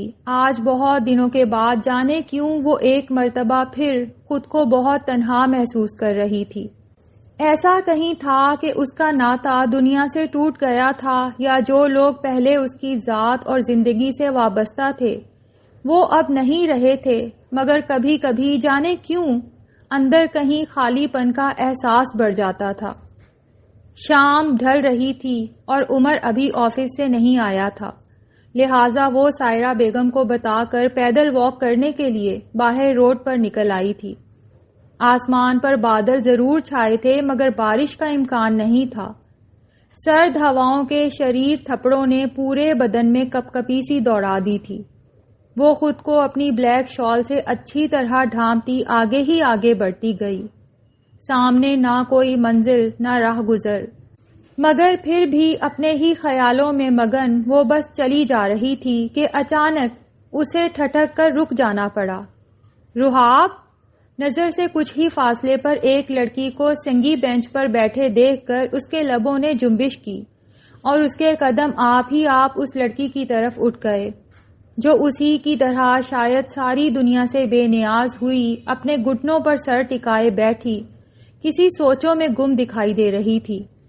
رحاب! اس کے قریب پہنچ کر بہت دھیمے لہجے میں اس نے پکارا تھا۔ جب لڑکی نے اس کی صدا پر سر اوپر اٹھایا اور پھر نگاہ اس پر پڑتے ہی اس کی آنکھوں میں بھی روشنی سی بھر گئی۔ ارے علیزہ، تم کہاں؟ جتنی خوشی اسے رحاب کو دیکھ کر ہوئی تھی اس سے زیادہ شاید رحاب کو اسے دیکھ کر ہوئی تھی۔ تبھی پھرتی سے اٹھ کر اس نے علیزہ کو خود سے لپٹا لیا۔ ہاں یار، ابھی 6 ماہ پہلے واپسی ہوئی ہے۔ تو سنا، تو پنڈی میں کیسے؟ وہ پہلے سے بہت کمزور ہو گئی تھی مگر لہجہ اب بھی فریش ہی تھا۔ علیزہ اس کی محبت پر مسکرا اٹھی۔ کیا شادی کر لی؟ نہیں، رحاب کے اس سوال کا جواب دیتے ہوئے اس نے بے ساختہ نگاہ چرائی تھی۔ پھر پنڈی میں کیسے؟ کوئی جاب واب تو نہیں شروع کر دی؟ بس یہی سمجھ لو جاب کے لیے ہی آئی ہوں۔ چلو پھر تو اچھی بات ہے، آؤ اپنی امی سے ملواتی ہوں تمہیں، کہنے کے ساتھ ہی وہ علیزہ کا ہاتھ تھام کر اسے اپنے بنگلے کی طرف لے گئی جس کے قریب ہی سنگی بینچ پر بیٹھی تھی، تو علیزہ بھی چپ چاپ اس کے ساتھ چل دی۔ جن دنوں وہ کالج سے فارغ ہو رہی تھی انہی دنوں ایک تقریب میں اس کی رحاب سے پہلی ملاقات ہوئی تھی جو وقت کے ساتھ ساتھ کب اچھی دوستی میں بدل گئی اسے پتہ ہی نہ چل سکا۔ پھر اچانک اس کی زندگی طوفانوں کی نظر ہو گئی تو جیسے وہ ساری دنیا سے ہی کٹ کر رہ گئی۔ رحاب کا گھر باہر سے جتنا خوبصورت دکھائی دے رہا تھا اندر سے اس سے بھی زیادہ شاندار تھا۔ امی! اس کا ہاتھ تھام کر وہ سیدھی اسے اپنی مما کے بیڈ روم میں لے آئی تھی۔ اس کی مما عائشہ بیگم فون پر کسی سے باتوں میں مصروف تھیں۔ اس کی صدا پر انہوں نے گفتگو کا سلسلہ سمیٹا اور دوسری طرف متوجہ شخصیت کو خدا حافظ کہہ کر فوراً اس کی طرف متوجہ ہوئیں۔ جی بیٹے۔ امی، یہ علیزہ ہے، میری بہت اچھی دوست، بتایا تھا نا ایک بار میں نے آپ کو اس کے بارے میں۔ اس لمحے وہ بہت ایکسائٹڈ ہو رہی تھی۔ علیزہ اس کی مما کے اپنے طرف متوجہ ہونے پر قطعی نارمل انداز میں مسکرا کر رہ گئی۔ ہاں ماشاءاللہ، بہت پیاری بچی ہے۔ رحاب کی طرح ان کے لہجے میں بھی محبت تھی۔ عائشہ بیگم اب اس کے سر پر ہاتھ پھیرنے کے بعد اس کے لیے اپنے پہلو میں جگہ بنا رہی تھی۔ اس رات وہ بہت دیر تک علی سے فون پر باتیں کرتی رہی تھی اور اسے اپنے بارے میں بہت کچھ بتاتی بھی گئی تھی، یہاں تک کہ ریڈیو سے اپنے عشق والی بات بھی اس نے اس سے نہیں چھپائی تھی۔ علی اس کی معصوم سی باتوں پر بہت دیر تک ہنستا رہا۔ اچھا سنو، وہ جو تمہاری نک چڑی سی دوست ہے، کیا نام ہے اس کا؟ نادیہ۔ ہاں، اس نے پھر دوبارہ تو کچھ الٹا سیدھا نہیں کہا تمہیں؟ تقریباً آدھے گھنٹے کی گفتگو کے بعد اس نے پوچھا تھا۔ جب وہ بولی نہیں، اس روز کے بعد وہ میرے ذاتی معاملات میں کم ہی دلچسپی لیتی ہے۔ اس کے ساتھ کیا پرابلم ہے؟ جب دیکھو مزاج 7ویں آسمان پر ہی رہتا ہے۔ علی نے کہا تو وہ ہنس پڑی تھی۔ تم کیوں اتنا خلاف ہو اس کے؟ تمہاری انسلٹ کی تھی اس نے، اس لیے۔ بہت عام سے قطعی جھوٹے لہجے میں وہ کہہ گیا تھا۔ ادھر علیزہ جیسے نہال ہو گئی۔ پاگل ہو تم تو، مجھ جیسی عام سی شکل و صورت کی مالک لڑکی کو اتنی اہمیت مت دیا کرو کہ خام خواہ شرمندگی محسوس ہونے لگے۔ تم صورت کو اہمیت دیتی ہو؟ نہیں، مگر میں صورت کو اہمیت نہیں دیتا۔ اس کی بات کاٹ کر وہ فوراً بولا تھا۔ تم تو بہت اچھے ہو، بہت گریٹ ہو، وگرنہ تمہاری جگہ کوئی اور لڑکا اتنا امیر، اتنا خوبصورت اور اتنا ہر دل عزیز ہوتا تو پتہ نہیں اپنے آپ کو کیا سمجھتا۔ وہ بہت محبت سے بولی تھی اور پھر وہ ہنسا تھا۔ اچھا، اس کا مطلب ہے تھوڑے بہت نخرے مجھے کرنے چاہیے۔ جی نہیں، اس کے فوراً کہنے کی دیر تھی کہ وہ پھر کھلکھلا اٹھا۔ کیا چیز ہو یار تم، قسم سے میرا دل چاہتا ہے کہ ہر وقت تمہیں دیکھتا رہوں اور رات بھر یوں ہی فون پر باتیں کرتا رہوں۔ کیا تمہارا دل نہیں چاہتا؟ چاہتا تو ہے، مگر میں دل کو زیادہ سر پر نہیں چڑھاتی۔ قدرے اترا کر وہ بولی تھی جب وہ ہنسا۔ اللہ سے ڈرو، اس دل نے بڑے بڑے بادشاہوں کے تخت الٹا دیے ہوں گے۔ ہم کون سا بادشاہ ہیں، اپنے پاس تو چند سہانے خواب ہیں، تھوڑی سی سکون کی نیند ہے اور بس یہی کل اثاثہ ہے۔ لٹ بھی گیا تو کیا؟ بڑی دور اندیش لڑکی ہو۔ آج وہ کتنا فریش تھا، بات بے بات ہنس رہا تھا۔ بس کبھی غرور نہیں کیا۔ سب گھر والے باہر صحن میں سو رہے تھے اور پڑھائی کے بہانے اندر کمرے میں بیٹھی وہ اس سے باتیں کرتے ہوئے پسینہ پسینہ ہو رہی تھی۔ اچھا سنو، اگلے ہفتے میرا برتھ ڈے ہے، تم کیا گفٹ دو گی مجھے؟ اچانک ہی اس نے گفتگو کا ٹریک بدلا تھا جب وہ بولی جو تم کہو۔ نہیں، گفٹ مانگ کر تھوڑی لیا جاتا ہے، تم اپنی پسند سے دینا نا۔ ٹھیک ہے، اپنی پسند سے دے دوں گی، مگر کچھ تمہاری پسند کا تو پتہ چلے، تمہیں کیسی چیزیں پسند ہیں؟ وہ تھوڑی سی سنجیدہ ہوئی کیونکہ اس سے پہلے نہ کسی سے ایسا تعلق استوار ہوا تھا، نہ اس نے کسی کو یوں تحفے تحائف دیے تھے۔ میری پسند پر جاؤ گی تو نقصان میں رہو گی۔ کیوں؟ اس کے کچھ سوچ کر بولنے پر وہ تھوڑی سی متعجب ہوئی تھی جب وہ بولا، بس ویسی چیزیں پسند نہیں آتی مجھے۔ وہ تو مجھے پتا ہے، پھر بھی بتاؤ نا تمہیں کیا پسند ہے؟ تم، اس کے اصرار پر بہت اچانک لہجہ بدلتے ہوئے اس نے کہا تھا۔ جواب میں علیزہ کا دل زور سے دھڑک اٹھا۔ میں گفٹ میں ملنے والی چیز تو نہیں ہوں، تو تمہیں چیز کہہ کون رہا ہے؟ اس کے لہجے میں شرارت تھی۔ علیزہ خاموش ہو گئی۔ کیا ہوا، مائنڈ کر گئیں کیا؟ نہیں، اس میں مائنڈ کرنے والی تو کوئی بات ہی نہیں۔ اس کا مطلب ہے اگر میں اپنے برتھ ڈے پر تمہیں مانگوں تو دو گی اپنا آپ مجھے؟ میں سمجھی نہیں۔ وہ اس کے تقاضے پر خوش فہمی کا شکار ہونے کے باوجود الجھ گئی تھی۔ کیوں؟ ایسا مبہم تو کچھ نہیں کہا میں نے، کچھ ایسا صاف بھی نہیں کہا۔ اچھا یار، لڑتی کیوں ہو بتاتا ہوں۔ دیکھو، اس بار میں چاہتا ہوں اپنی سالگرہ گھر والوں اور دوستوں کے ساتھ سیلیبریٹ کرنے کی بجائے تمہارے ساتھ سیلیبریٹ کروں، کسی ایسی خوبصورت سی جگہ پر جہاں ہم دونوں کے سوا اور کوئی نہ ہو۔ ایک طرح سے یہ دن میرے لیے یادگار بن کر رہ جائے گا، تمہاری مدہوش کن زلفوں کی چھاؤں میں تیزی سے گزرتے وقت کا پتہ ہی نہ چلے۔ وہ اسے خواب دکھا رہا تھا، ہواؤں میں اڑنے پر مجبور کر رہا تھا۔ علیزہ کی پیشانی ننھے ننھے قطروں سے دمک اٹھی۔ نہیں، آئی ایم سوری علی، میرے گھر والے اس کی اجازت نہیں دیں گے۔ اسٹوپڈ لڑکی، تم ان کو بتا کر تھوڑی ملنے آؤ گی۔ پھر بھی علی، ابھی اتنی جلدی میں اتنا بڑا قدم نہیں اٹھا سکتی۔ او گاڈ یار، تم تو یوں ری ایکٹ کر رہی ہو جیسے میں نے نکاح کا کہہ دیا ہو۔ نکاح کی بات اور ہے، مگر کچھ اگر مگر نہیں، بس تم میرے ساتھ برتھ ڈے پر مجھے ویسے ہی وش کرو گی جیسے میں چاہوں گا۔ وہ تھوڑا سا ضدی تھا۔ علیزہ پریشان ہو کر رہ گئی۔ تم سمجھتے کیوں نہیں ہو؟ مشکل وہ پہلا قدم تھا جو تم مجھ سے دوستی کی صورت میں اٹھا چکی ہو، اب کچھ مشکل نہیں ہے۔ اور پھر کیا تمہیں مجھ پر اعتبار نہیں؟ تمہاری عزت مجھے اپنی جان سے بڑھ کر عزیز ہے۔ ابھی تک تمہارے بارے میں نے اپنے کسی دوست سے تمہارا ذکر تک نہیں کیا۔ ابا زبردستی انگلینڈ بھجوانا چاہ رہے تھے مگر میں نہیں جا رہا۔ کس کے لیے؟ صرف تمہارے لیے۔ ساری پرانی حرکتیں چھوڑ دی میں نے نماز بھی شروع کر دی۔ پہلے کھانے پینے کا بالکل خیال نہیں رکھتا تھا، صرف تمہاری قسم کی وجہ سے بھوک نہ بھی ہو تو بھی ٹائم پہ لازمی کھانا کھاتا ہوں۔ میں اتنا کچھ کروں اور تم کچھ بھی نہ کرو۔ وہ خفا ہو رہا تھا۔ علیزہ عجیب سی مشکل میں پھنس گئی۔ اسے ناراض کرنے کا تصور بھی نہیں تھا اس کے پاس، مگر جو فرمائش وہ کر رہا تھا اسے پورا کرنا بھی اس کے بس کی بات نہیں تھی۔ میں مجبور ہوں علی، پھنسی پھنسی سی آواز میں اس نے عذر پیش کیا تو وہ خفگی سے بولا، محبت کرنے والے کبھی مجبور نہیں ہوتے۔ لیکن ہمارے بیچ تو دوستی کا رشتہ ہے۔ اس کا دل دھڑکا تھا لیکن بظاہر وہ مسکرائی تھی۔ تمہاری طرف سے ہوگا، مجھے تو محبت ہو گئی ہے تم سے۔ اتنا حسین انکشاف اس نے کیسے سرسری سے لہجے میں فقط چند لمحوں میں کر ڈالا تھا۔ وہ گنگ ہی ہو کر رہ گئی۔ کیا؟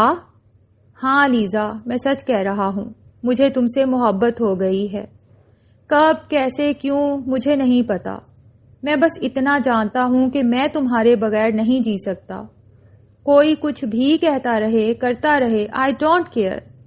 بھاری بھاری سا گمبھیر لہجہ اس کی سماعتوں میں بہار کے تازہ جھونکے کی مانند اتر رہا تھا۔ وہ چاہتے ہوئے بھی اپنے لبوں کو جنبش نہ دے سکی۔ چپ کیوں ہو گئی ہو؟ پلیز کچھ تو کہو۔ اس کی خاموشی کو محسوس کر کے ہی اس نے کہا تھا جب وہ اپنے احساسات چھپاتے ہوئے بولی، کیا کہوں؟ سب کچھ تو تم نے کہہ دیا ہے۔ یار، تم مجھ سے پیار نہیں کرتی؟ دوسری طرف سے اس نے شاید کروٹ بدلی تھی۔ علیزہ رات کے سرکتے لمحوں سے ہارنے لگی۔ پتہ نہیں۔ واٹ؟ یہ کیا بات ہوئی؟ پلیز بتاؤ نا، کیا تم مجھ سے پیار کرتی ہو یا نہیں؟ وہ کھلاڑی تھا، علیزہ کے دھیمے کنفیوز لہجے سے سب کچھ اخذ کر چکا تھا، مگر صرف اس کے منہ سے سن کر اندر کے جنونی اور گھمنڈی دیوتا کو تسکین پہنچانا چاہتا تھا، مگر ادھر علیزہ کی ہتھیلیاں پسینے سے نم ہو گئیں۔ ٹھیک ہے، پتہ چل جائے تو بتا دینا۔ اب میں تم سے اسی وقت بات کروں گا جب تمہیں پتہ چل جائے گا کہ تم مجھ سے پیار کرتی ہو یا نہیں۔ قدرے خفا ہو کر اس نے فوراً موبائل آف کر دیا تھا۔ ادھر علیزہ اس کی خفگی پر کس قدر پریشان ہو کر اسے دوبارہ کال کرنے کی ہمت نہ کر پائی۔ گفتگو کو ایک دم کتنا انوکھا ٹرینڈ دے دیا تھا اس نے۔ وہ بہت دیر تک اپنے دھڑ دھڑ کرتے دل کا شور سنتی رہی تھی۔ علیزہ، وہ عشاء کی نماز کے بعد یوں ہی تنہا صحن میں اکیلی سکھ چین کے چھوٹے سے پودے کے پاس بیٹھی جانے کیا سوچ رہی تھی کہ اچانک عمر اس کے پاس چلا آیا۔ جواب میں اس نے اس کی صدا پر فوراً چونک کر سر اوپر اٹھایا تھا۔ ہاں؟ سردی ہے یار، یہاں تنہا کیوں بیٹھی ہو؟ بس ویسے ہی، تم سوئے نہیں اب تک؟ گھٹنوں سے سر اٹھا کر اب وہ اس کی طرف دیکھ رہی تھی جو اس کے مقابل ہی پنجوں کے بل زمین پر بیٹھ گیا تھا۔ نہیں، دفتر کا کچھ کام رہتا تھا، ابھی وہ نپٹانا ہے۔ واش روم کی طرف آیا تو نگاہ تم پر پڑ گئی۔ آج کل بہت الگ تھلگ رہنے لگی ہو، خیریت؟ وہ اس کی بے اعتنائی کو محسوس کر رہا تھا۔ علیزہ محض دیکھ کر رہ گئی اسے۔ ایسی کوئی بات نہیں ہے۔ ایسی کوئی بات نہیں تو تم ہمارے ساتھ لنچ پر کیوں نہیں گئیں؟ وہ گویا پوری کلاس لینے کے موڈ میں تھا۔ علیزہ مسکرا دی۔ آنٹی پیچھے گھر میں اکیلی تھی عمر، انہیں تنہا چھوڑ کر کیسے جا سکتی تھی میں؟ اور پھر یہ فرمائش ثانیہ نے تم سے کی تھی، اسے بہت برا لگتا اگر میں کباب میں ہڈی کا رول ادا کرتی۔ بہت فضول لڑکی ہو تم، اور اتنا ہی فضول سوچتی ہو۔ اس کے سر پر ہلکی سی چپت رسید کرتا وہ اٹھ کھڑا ہوا تھا۔ تمہارا فون مسلسل بج رہا ہے، ٹیبل پر پڑا ہے، جا کر دیکھ لو، بیچارہ کون مصیبت کا مارا تمہیں یاد کر رہا ہے۔ اور ہاں، امی بتا رہی تھی کہ کل تم اپنی کسی فرینڈ کے گھر گئی تھی۔ ہاں، کالج کے زمانے کی بہت اچھی فرینڈ ہے، کہتے ہوئے وہ بھی اٹھ کھڑی ہوئی۔ چلو اچھی بات ہے، جلدی سو جانا۔ نرمی سے نصیحت کرتا وہ اپنے کمرے کی طرف بڑھ گیا تھا، جبکہ علیزہ اپنے کمرے کی طرف بڑھ گئی۔ فون اس کے گھر سے تھا۔ ہیلو؟ سکرین پر نگاہ پڑتے ہی اس نے کپ کپاتے ہاتھ سے فون کال کا بٹن پریس کیا تھا۔ دوسری جانب تھوڑی سی خاموشی کے بعد رضیہ بیگم کی آواز ابھری، کیسی ہو علیزہ؟ امی؟ دل جتنی برق رفتاری سے دھڑکا تھا اتنی ہی تیزی سے آنکھوں میں آنسو آئے تھے۔ کب سے فون کر رہی ہوں، کہاں تھی تم؟ اس کی ہر خطا کے بعد بھی وہ عورت جو ایک ماں تھی اس سے اپنا رابطہ ختم نہیں کر پائی تھی۔ یہیں تھی امی، باہر صحن میں۔ اس کا بس نہیں چل رہا تھا کہ وہ روتے ہوئے ہنس پڑے۔ ابھی وہ انہیں شدت سے مس کر رہی تھی اور ابھی انہوں نے اسے یاد کر لیا تھا۔ اتنی سردی میں صحن میں کیوں بیٹھی ہو؟ بس یوں ہی امی، آپ کی طبیعت اب کیسی ہے؟ کیسی ہو سکتی ہے؟ یکلخت ان کے لہجے میں دکھ دھر آیا تھا۔ علیزہ کے آنسو اور روانی سے بہنے لگے۔ آئی ایم سوری امی، یہ آئی ایم ریئلی سوری اسے بولنے میں دشواری ہوئی تھی۔ دوسری جانب رضیہ بیگم بھی جیسے خاموش ہو گئیں۔ چھوڑو سوری کو، یہ بتاؤ کہ سارا کے گھر کوئی مسئلہ تو نہیں ہے؟ کچھ پل خاموش رہ کر انہوں نے پوچھا۔ جب وہ بولی، نہیں امی، سائرہ آنٹی بہت اچھی ہیں، مجھ سے ہی دکھ سکھ کرتی ہیں اپنے، مگر میں جاب کا سوچ رہی ہوں، زیادہ دن تک کسی پر بوجھ بن کر رہنے کو میرا دل نہیں مانتا۔ آپ سنائیے، ابو کیسے ہیں؟ وسیع، حسن بھائی، ونیزا سب ٹھیک ہیں۔ کسی کے ہونے نہ ہونے سے کائنات کا نظام نہیں رکتا، بس ماں کا دل ہے جو ہولتا رہتا ہے۔ کتنی بار وہ رہ رہ کر اس کے سامنے دل کا غبار نکال چکی تھی، اب تو جیسے زخموں کو بھی نیند آنے لگی تھی، وہ نئے سرے سے مٹنے بکھرنے لگی۔ کچھ دیر ادھر ادھر کی باتوں کے بعد سعید صاحب کے ڈر کی وجہ سے رضیہ بیگم نے فون رکھ دیا تو علیزہ کے ذہن پر چھائی تھوڑی دیر پہلے والی خوف جیسے گم ہو گئی۔ اگلے روز وہ سائرہ بیگم کو بتا کر پھر رحاب کے اصرار پر اس کی طرف چلی آئی۔ آج پھر ٹھنڈی ہواؤں نے ماحول میں خنکی بکھیر رکھی تھی۔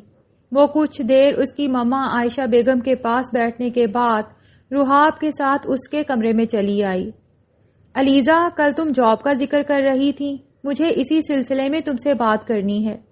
اپنے کمرے کی کھڑکیوں پر بھاری پردے ہٹاتے ہوئے اس نے اپنے بیڈ پر علیزہ کے لیے جگہ بنائی تھی۔ ہاں کہو، کہیں انٹرویو وغیرہ دیا ہے تم نے؟ نہیں، ابھی تو نہیں دیا۔ کیوں؟ میرے پاس بہت اچھی جاب ہے تمہارے لیے۔ تکیہ گود میں لے کر وہ بھی اس کے قریب ہی بیڈ پر ٹک گئی تھی۔ کیسی جاب؟ اچھی جاب ہے یار، میرے بھائی صاحب کے آفس میں۔ ابھی رات ہی میں ان سے بات کی ہے تمہاری جاب کے متعلق، تو کہنے لگے میرے آفس میں سب ایڈیٹر کی سیٹ خالی ہے، اپنی دوست سے پوچھ لینا اگر وہ صحافت میں دلچسپی رکھتی ہے یا نہیں۔ رحاب اس کی سوچ سے بھی زیادہ اچھی اور مخلص دوست ثابت ہو رہی تھی۔ وہ ممنون نگاہوں سے اس کی طرف دیکھ کر رہ گئی۔ صحافت سے دلچسپی ہے اور بہت زیادہ ہے، تو پھر ٹھیک ہے، کل ہی تم میرے ساتھ چل کر انٹرویو وغیرہ دے آنا اور اپنے ڈاکومنٹس بھی جمع کرا دینا، باقی سب میں سنبھال لوں گی۔ اس کے جواب پر مسرور ہوتی وہ فریج کی طرف بڑھ گئی تھی۔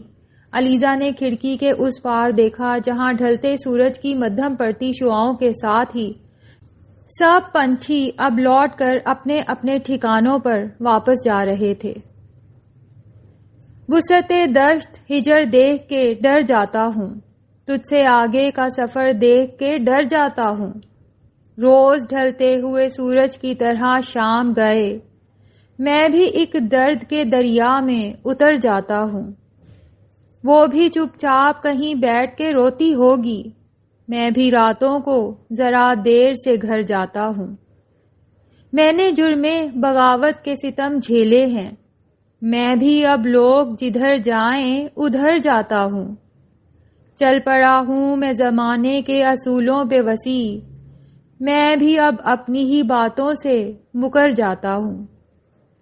بارش کافی دیر سے ہو رہی تھی۔ وہ کھڑکی میں کھڑی اپنے بازو باہر پھیلائے پانی کی شفاف بوندوں کو سمیٹنے کی کوشش کر رہی تھی، جب عمر چپکے سے اس کے پہلو میں آ کھڑا ہوا۔ باہر بہت بارش ہو رہی ہے علیزہ، کھڑکی بند کر دو، سردی لگ جائے گی۔ وہ اس کی آمد پر ذرا چونکی، پھر اپنی توجہ کھڑکی کے اس پار جما لی۔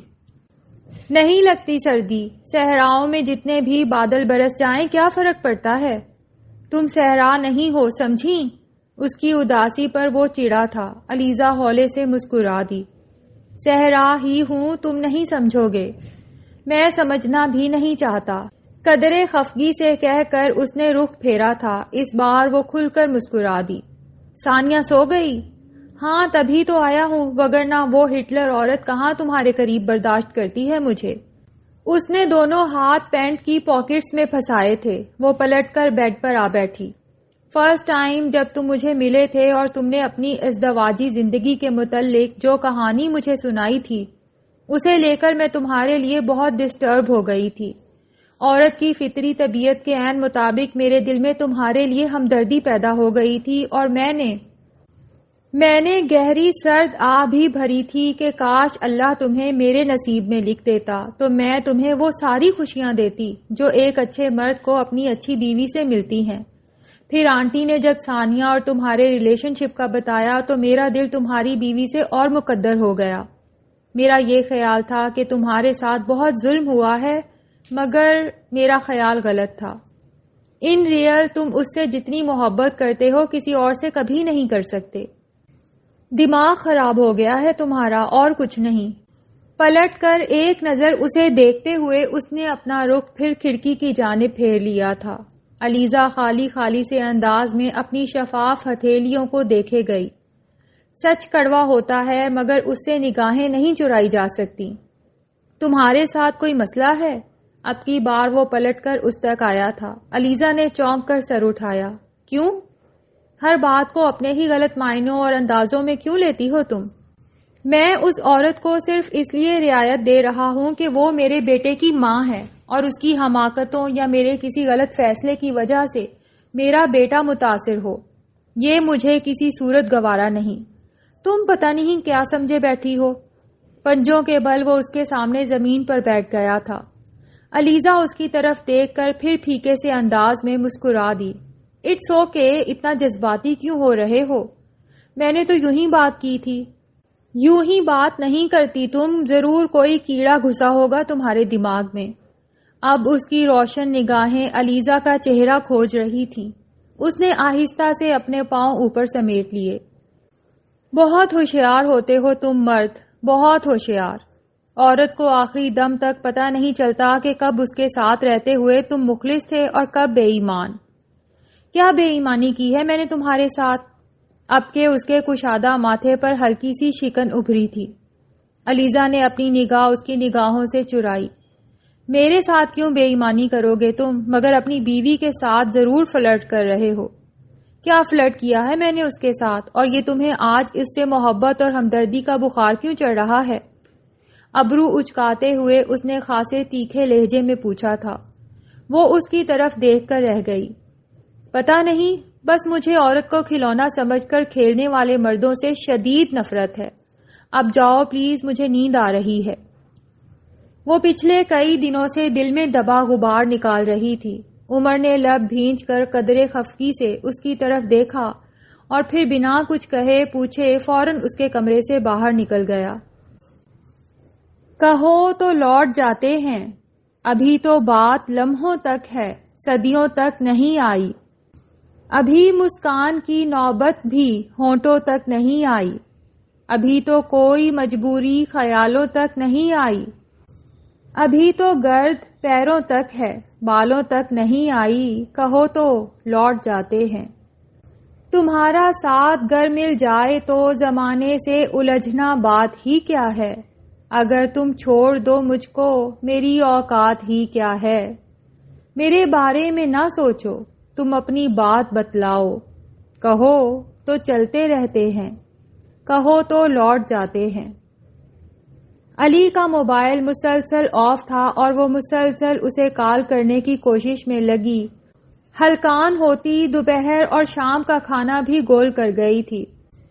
اس روز چونکہ سنڈے تھا لہٰذا وہ کالج بھی نہ جا سکتی تھی۔ اس کے ماں باپ نے کتنے شوق سے کالج میں داخلہ کروایا تھا، اس کا کتنے خواب تھے جو اس کے حوالے سے ان کی آنکھوں میں بسے تھے، مگر وہ صرف اپنے نفس کی تسکین، اپنے دل کی راحت کے لیے ان سب خوابوں کو مٹی میں ملا بیٹھی تھی۔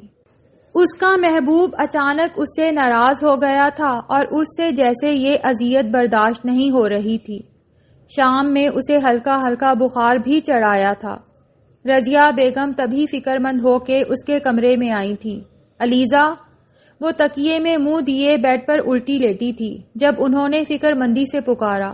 جی امی، جواب میں تکیے سے منہ باہر نکالے بغیر مری مری سی آواز میں اس نے جواب دیا تھا، کیونکہ اس وقت وہ رو رہی تھی اور اسے کسی صورت ان آنسوؤں کا راز اپنی ماں پر ظاہر نہیں کرنا تھا۔ کھانا کیوں نہیں کھایا تم نے؟ دوپہر سے کمرے میں بند پڑی ہو، طبیعت تو ٹھیک ہے نا تمہاری؟ بیڈ پر اس کے پاس بیٹھ کر اس کے بازو سے حرارت چیک کرتے ہوئے انہوں نے زبردستی اس کے چہرے سے تکیہ ہٹایا تھا۔ سونے دینا امی، کھانا کھانے کو دل نہیں چاہ رہا۔ کیوں نہیں چاہ رہا؟ ہوا کیا ہے جو یوں منہ سر لپیٹ کر پڑی ہو صبح سے؟ بتاؤ شاباش۔ وہ ماں تھی، علیزہ کے لیے ان کے سامنے اپنے آنسوؤں کی وضاحت دینا مشکل ہو گئی۔ کچھ نہیں ہوا، بس یوں ہی نادیہ سے تھوڑی کھٹ پٹ ہو گئی ہے۔ قطعی جھوٹ کا سہارا لیتے ہوئے اس نے اپنے دل کے چور کو صاف بچا لیا تھا۔ رضیہ بیگم نے سنجیدگی سے اس کی بھیگی ہوئی سرخ آنکھوں کو دیکھتے ہوئے دائیں ہاتھ سے اس کے بکھرے ہوئے بال سمیٹنا شروع کر دیے۔ اتنی چھوٹی چھوٹی باتوں پر اتنی جذباتی مت ہو جایا کرو، پتہ نہیں زندگی میں آگے کیسے کیسے رنگ دیکھنا پڑے۔ خیر چلو اب اٹھو، منہ ہاتھ دھو اور کھانا کھا لو۔ اس نادیہ کی بچی سے میں خود نپٹ لیتی ہوں۔ نہیں امی، آپ اسے کچھ بھی نہیں کہیں گی، اس طرح وہ سمجھے گی کہ میں نے آپ سے اس کی شکایت کی ہے، اور یہ بھی کہ وہ میرے لیے اتنی ویلیویبل ہے کہ میں اس کے لیے رو رہی ہوں۔ اس طرح تو وہ اور سر چڑھ جائے گی میرے، گھبرا کر جلدی سے کہتے ہوئے اس نے وضاحت دی تھی۔ رضیہ بیگم اس بار اس کے الفاظ پر بھی مسکرا دیں۔ اللہ پوچھے تم دونوں سے، پیار بھی کرتی ہو ایک دوسرے سے اور رہ بھی نہیں سکتی ایک دوسرے کے بغیر۔ بہرحال میں کھانا نکال رہی ہوں، جلدی سے باہر آ جاؤ، تمہارے ابو کئی بار تمہارا پوچھ چکے ہیں اور حسن بھی۔ کمرے سے نکلتے انہوں نے کہا تھا جب وہ بولی، اوکے آپ چلیے، میں بس ابھی منہ دھو کر آتی ہوں۔ کہنے کو کہہ دیا تھا اس نے، مگر اس وقت بھوک کا ہلکا سا احساس بھی نہیں تھا اس کے پاس۔ دل میں سکون نہ ہو تو دنیا کی کوئی چیز اچھی نہیں لگتی، وہ بھی بس اپنے غم کا بھرم رکھنے کے لیے بستر سے اٹھائی تھی۔ تاہم اٹھتے اٹھتے اس نے ایک بار پھر علی کا نمبر ٹرائی کیا تھا اور ایک مرتبہ پھر computer per "The number you have dialed is not responding" سن کر اس کا دل بے کلی کی بھینٹ چڑھ کر رہ گیا تھا۔ تم بہت برے ہو علی، سچ میں بہت برے ہو تم۔ قطعی بے بسی سے بڑبڑائی وہ واش روم کی طرف بڑھ گئی تھی۔ موسم خاصا ابر آلود ہو رہا تھا۔ ٹھنڈی ہواؤں کے تیز تھپیڑوں کا مقابلہ کرتے ہوئے حماد کے ساتھ اپنے دوست اور کزن عمیر کو ایئرپورٹ چھوڑنے آیا تھا جب واپسی پر اچانک اس نے گاڑی کو زبردستی بریک لگا دی۔ کیا ہوا؟ حماد جو اپنے ہی خیالوں میں مست ترنم سے گنگنانے کی کوشش کر رہا تھا، اس کے یوں اچانک بریک لگانے پر پوچھے بغیر نہ رہ سکا۔ جواب میں علی نے اپنی نگاہوں سے اسے راہ دکھائی۔ سنڈے کی چھٹی کا بھرپور فائدہ اٹھاتے ہوئے علیزہ کی دوست نادیہ کسی اور لڑکی کے ساتھ شاید شاپنگ سے فارغ ہو کر واپس گھر جا رہی تھی۔ اس کی نگاہیں جیسے نادیہ کے دلکش سراپے پر جم کر رہ گئیں۔ یہ نادیہ ہے تیری علیزہ کی دوست؟ خیریت؟ کوئی قرض ورز دینا ہے کیا اس کا؟ ہاں دینا تو ہے قرض۔ پرجوش نگاہوں سے نادیہ کو دیکھتے ہوئے اس نے اسٹیئرنگ پر گرفت مضبوط کی تھی جب وہ ہنستے ہوئے بولا، باز آجا، ہر لڑکی بکاؤ مال نہیں ہوتی۔ اسے کون سمجھتا ہے بکاؤ مال؟ اس کے معاملے میں سیریس ہوں میں۔ Shut up. اسے برا لگا تھا مگر علی نے توجہ نہیں دی۔ Excuse me. این اسی اثناء میں نادیہ ان کی گاڑی کے قریب سے گزری تو علی نے لہک کر پکار لیا۔ وہ خاصی حیرانگی سے پیچھے پلٹی تھی۔ جی؟ پلٹ کر کڑی حیران کن نگاہ اس پر ڈالتے ہوئے وہ بولی تو علی گاڑی سے باہر نکل آیا۔ السلام علیکم، کیسی ہیں آپ؟ وعلیکم السلام، ٹھیک ہوں۔ یوں سرے راہ رکنے کا مقصد؟ حماد چپ چاپ سیٹ کی پشت سے ٹیک لگائے سینے پر دونوں بازو لپیٹے اسے دیکھ رہا تھا جیسے اس گفتگو سے لطف اندوز ہو رہا ہو۔ علی چند لمحوں کے لیے کنفیوزڈ ہوا تھا۔ وہ موسم ٹھیک نہیں ہے، کسی بھی لمحے بارش ہونے کا امکان ہے۔ میں یہاں سے گزر رہا تھا کہ آپ پر نظر پڑ گئی، سوچا لفٹ دے دوں۔ آپ مائنڈ نہ کریں تو میں آپ کو گھر ڈراپ کر دیتا ہوں۔ جی نہیں، بہت شکریہ آپ کا، میرے پاؤں سلامت ہے، میں خود چلی جاؤں گی۔ قطعی کٹیلے لہجے میں وہ کہہ کر آگے بڑھ گئی تھی مگر علی نے پیچھا نہیں چھوڑا۔ بات تو سنیں پلیز۔ نادیہ کی پیشانی اس کے ڈھیٹ پن پر شکنوں سے پر ہو گئی۔ سخت کڑے تیور لیے وہ رک کر پھر پیچھے پلٹی تھی۔ آپ کیوں چاہتے ہیں کہ میں بھرے بازار میں آپ کی عزت افزائی کروں؟ نادیہ پلیز، آپ مجھے غلط سمجھ رہی تھیں، میں جسٹ آپ سے کچھ کہنا چاہتا ہوں۔ 2 گھڑی رک کر بات سن لیں گی تو کون سا شان میں کوئی حرف آ جائے گا؟ کیوں سنوں میں تمہاری بات؟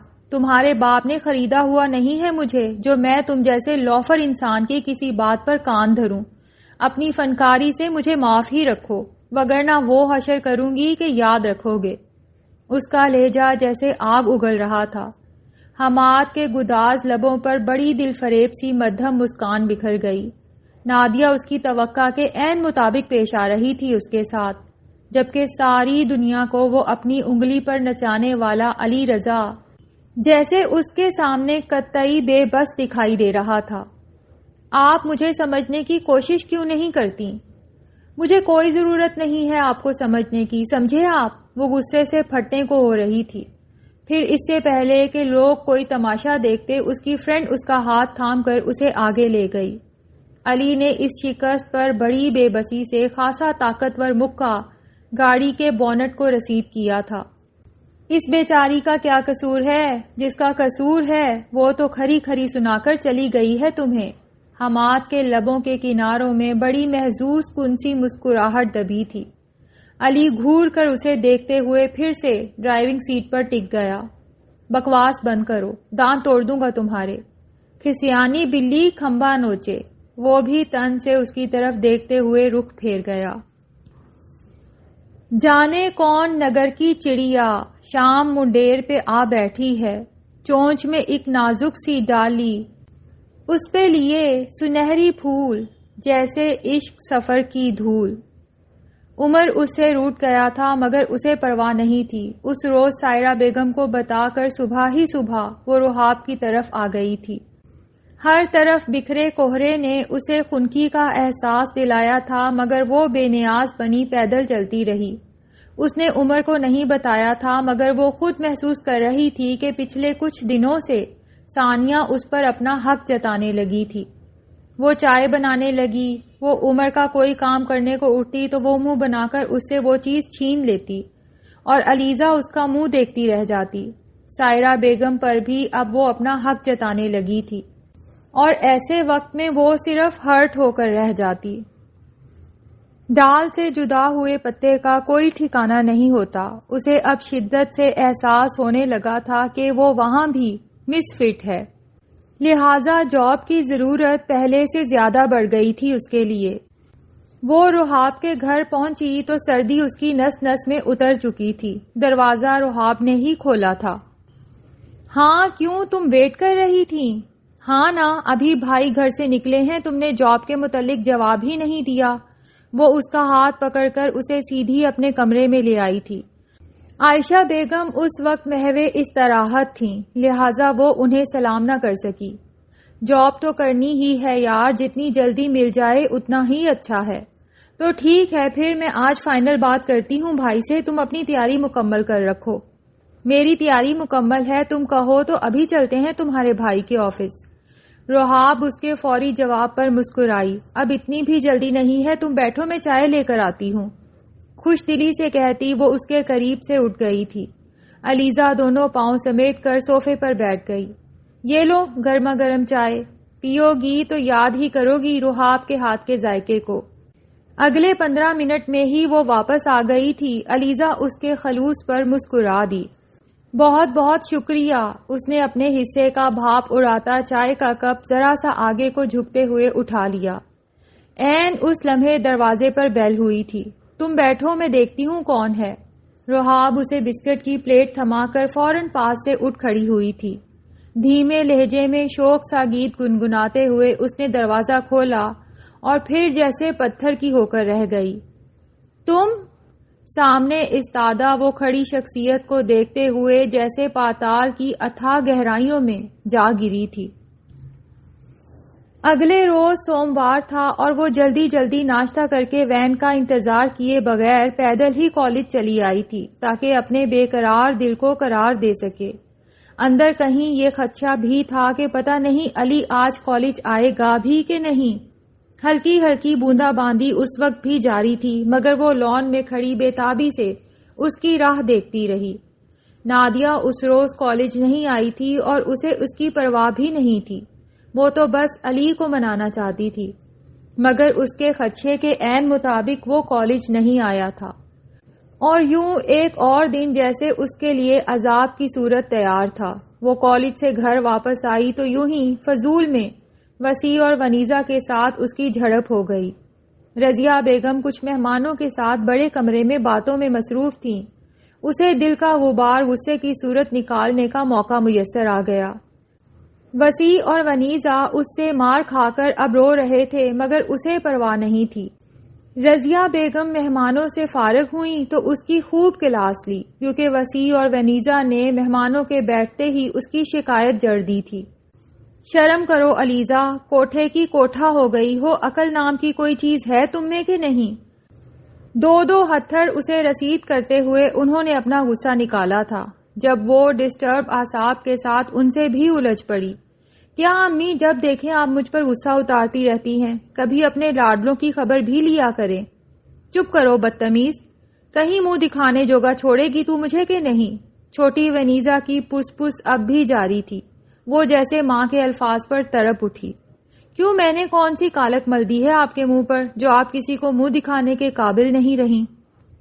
بکواس کرنا بند کرتی ہے کہ لگاؤں دو اور؟ رضیہ بیگم کا غصہ اس کی اس درجہ بدتمیزی پر پہلی بار کنٹرول سے باہر ہو رہا تھا۔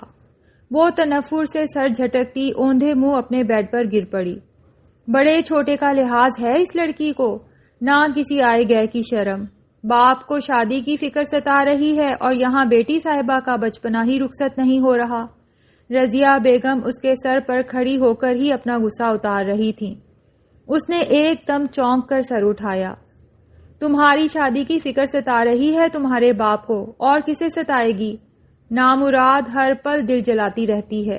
لوگوں کی لڑکیاں اس عمر میں اتنی سمجھدار ہو جاتی ہیں، ایک میرے ہی نصیب پھوٹے تھے جو اللہ نے یہ پھوہڑ لڑکی میری جھولی میں ڈال دی۔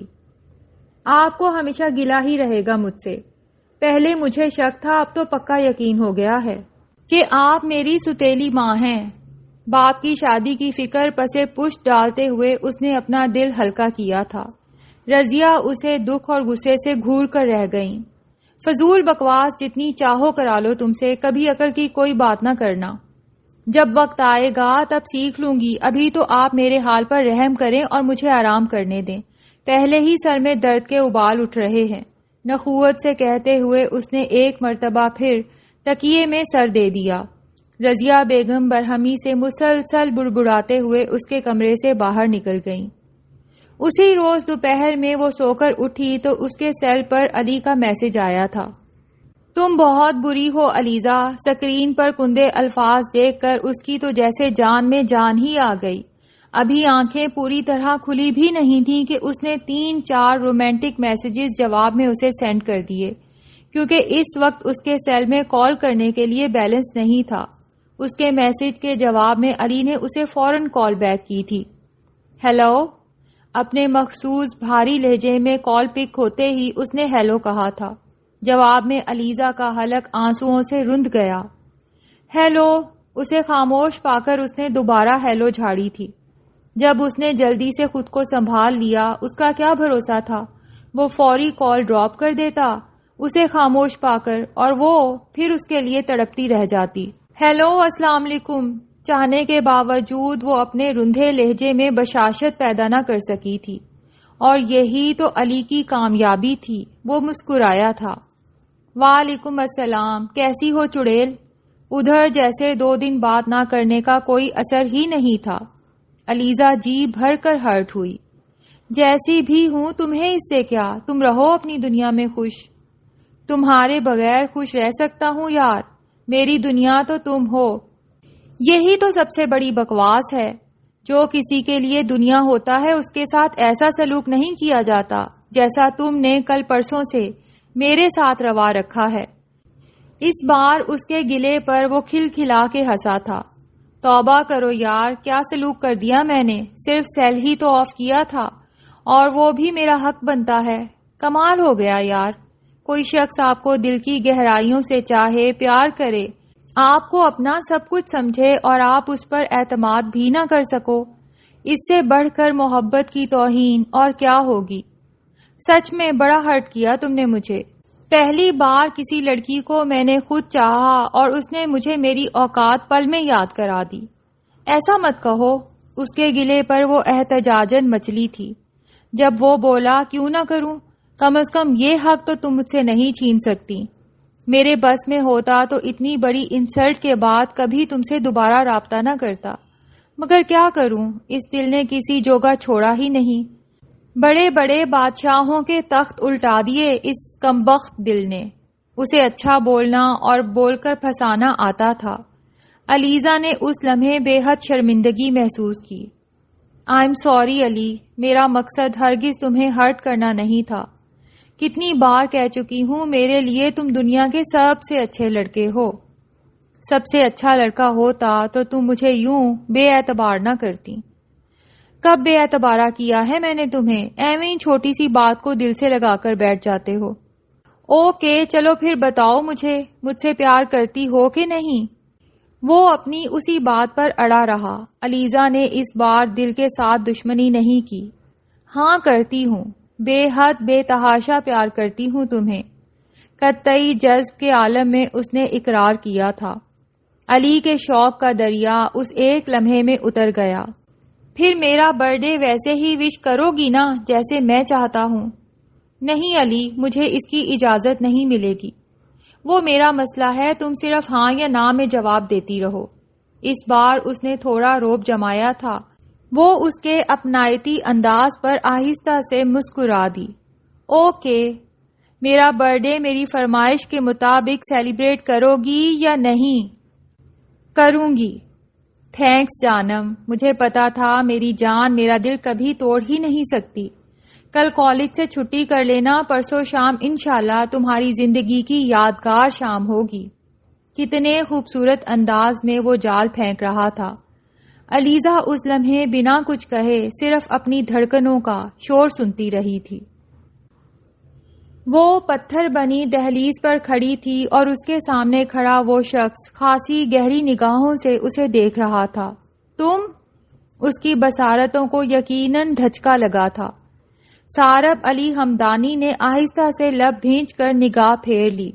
میرے علم میں نہیں تھا کہ اب یہ تمہارا گھر ہے. وہ یقیناً جھوٹ بول رہا تھا.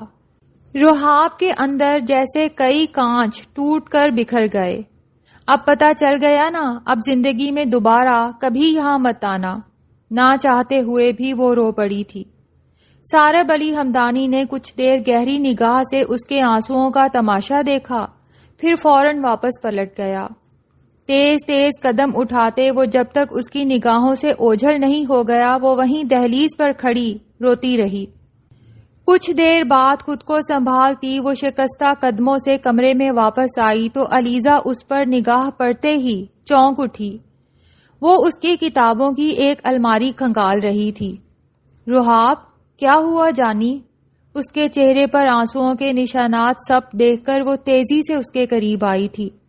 رحاب کو لگا اس وقت وہ اس کے سامنے اپنا بھرم قائم نہیں رکھ سکے گی. کچھ نہیں، بس میں بہت تھک گئی ہوں علیزہ. اس کا لہجہ گلوگیر ہو گیا تھا. علیزہ فکر مندی سے اس کا ہاتھ تھام کر اس کے پہلو میں بیٹھ گئی. کون آیا تھا باہر دروازے پر؟ پتہ نہیں، کہنے کے ساتھ ہی دو آنسو پلکوں سے ٹوٹ کر اس کے گالوں پر بکھر گئے تو علیزہ کی پریشانی مزید بڑھ گئی. جانو، ابھی تو فریش تھی تم، کچھ تو بتاؤ کیا ہو رہا ہے میرے ساتھ. وہ اس وقت اپنے آپ میں نہیں تھی. علیزہ نے اسے اس وقت تنہا چھوڑ دینا مناسب سمجھا. پلیز بی ریلیکس رحاب، میرا خیال ہے اس وقت تمہیں آرام کی ضرورت ہے. تم ریسٹ کرو، میں پھر آ جاؤں گی. رحاب کے ہاتھ اب تک اس کے ہاتھوں میں تھے. اس کا پورا وجود ہولے ہولے لرز رہا تھا. اس وقت شاید وہ خود بھی تنہائی چاہتی تھی. تبھی دھیرے سے اسبات میں سر ہلایا تو علیزہ اسے پیار کر کے فوری اس کے کمرے سے باہر نکل آئی. جس وقت وہ سیڑھیاں اتر رہی تھی اس کا ٹکراؤ قطعی طور پر اس کے بھائی سے ہو گیا تھا. السلام علیکم گڑبڑا کر فوری طور پر وہ اسے محض یہی کہہ سکی جب وہ بولا وعلیکم السلام. رحاب اوپر کمرے میں ہے؟ جی، لیکن اس کی طبیعت ٹھیک نہیں ہے، وہ ریسٹ کر رہی ہے. کیا ہوا اسے؟ وہ متفکر ہوا تو وہ بولی، پتہ نہیں، تھوڑی دیر پہلے تک تو فریش تھی، ابھی تھوڑی دیر قبل کسی نے ڈور بیل بجائی اور وہ دروازے تک گئی، اس کے بعد پتہ نہیں کیا ہو گیا، واپس آئی تو رو رہی تھی۔ سیڑھیوں پر کھڑے کھڑے رحاب کے بھائی سے ہونے والی وہ اس کی پہلی باقاعدہ بات چیت تھی۔ روز کی مانند اس وقت بھی رحاب کی مما اپنے کمرے میں ہی بند تھی۔ یقیناً صارب آیا ہوگا، کچھ دیر بعد وہ سوچتے ہوئے بولا تھا جب اس نے پوچھا، صارب کون؟ شوہر ہے رحاب کا اور میرا بزنس پارٹنر، میں نے ہی بھیجا تھا اسے بہانے سے تاکہ ان دونوں کے بیچ قائم غلط فہمی دور ہو جائے۔ خیر آپ یقیناً اس کی فرینڈ علیزہ ہیں، ہے نا؟ جی ہاں۔ وہ اس کی وضاحت کا مفہوم تو نہیں سمجھ سکی تھی، تاہم اپنا فوری تعارف کروایا تھا۔ میرا نام سعد ہے، رحاب نے بتایا ہی ہوگا، بہت ذکر کرتی ہے آپ کا، کسی جاب وغیرہ کے لیے بھی کہہ رہی تھی کہ آپ کو ضرورت ہے۔ سیڑھیوں پر کھڑے کھڑے ہی وہ تمام گفتگو سمیٹ لینا چاہتا تھا۔ علیزہ نے پھر فوری اسبات میں سر ہلایا۔ جی ہاں، میرے آفس میں سب ایڈیٹر کی سیٹ خالی ہے، اگر آپ صحافت سے دلچسپی رکھتی ہیں تو کل آفس تشریف لے آئیے گا۔ جی ٹھیک ہے۔ وہ اب جلد از جلد وہاں سے کھسکنا چاہتی تھی۔ سعد نے دھیرے سے اسبات میں سر ہلا کر اسے بڑھنے کا راستہ دے دیا۔ اس روز کی صبح بڑی عجیب سی تھی۔ رات بھر اس کے دل سے دماغ کی جنگ چلتی رہی تھی۔ دل اسے مشرقیت کی حدود کو عبور کرنے پر اکسا رہا تھا اور دماغ اس کی راہ میں مختلف مثبت سوچوں سے رکاوٹ ڈال رہا تھا۔ وہ جانتی تھی اگر اس سلسلے میں اس نے نادیہ سے مشورہ کیا تو وہ ہرگز اسے دل کی راہ پر چلنے کی اجازت نہیں دے گی، نہ ہی مشورہ، جبکہ اس کے لیے اس وقت دل دماغ سے زیادہ لاڈلا ہو رہا تھا۔ معمول کے مطابق اس روز کی صبح تھی، وہی کچن میں برتنوں کی کھٹ پٹ، وہی چھوٹی ونیزا اور وسیع کا جھگڑا، وہی صحن میں بلند ہوتی حسن اور اس کے ابو جی کی معمول کی آوازیں، وہی رضیہ بیگم کی مصروفیات، کہیں کچھ بھی تو چینج نہیں تھا، مگر پھر بھی اسے لگ رہا تھا کہ کچھ چینج ہے۔ دل کی ہٹ دھرمی اپنی جگہ، مگر رات بھر مسلسل جاگنے اور مسلسل سوچتے رہنے کے باعث اس لمحے اسے اپنے اعصاب بے حد کمزور محسوس ہو رہے تھے۔ دل و دماغ کی کشمکش سے نگاہیں چراتی وہ منہ پر چند ٹھنڈے پانی کے چھینٹے مار کر جس وقت اپنے کمرے سے باہر آئی، اس کے ہاتھ پاؤں میں واضح لرزش تھی۔ روز کے معمول کے مطابق اعتماد سے سر اٹھا کر وہ اپنی ماں سے پڑ باتیں نہیں کر پا رہی تھی۔ رضیہ بیگم نے جس وقت اس کے ہاتھوں میں ناشتے کی ٹرے پکڑائی، اسے باہر صحن میں بیٹھے اپنے باپ اور بھائی کے سامنے جاتے ہوئے پہلی بار ایک عجیب سی جھجک محسوس ہو رہی تھی۔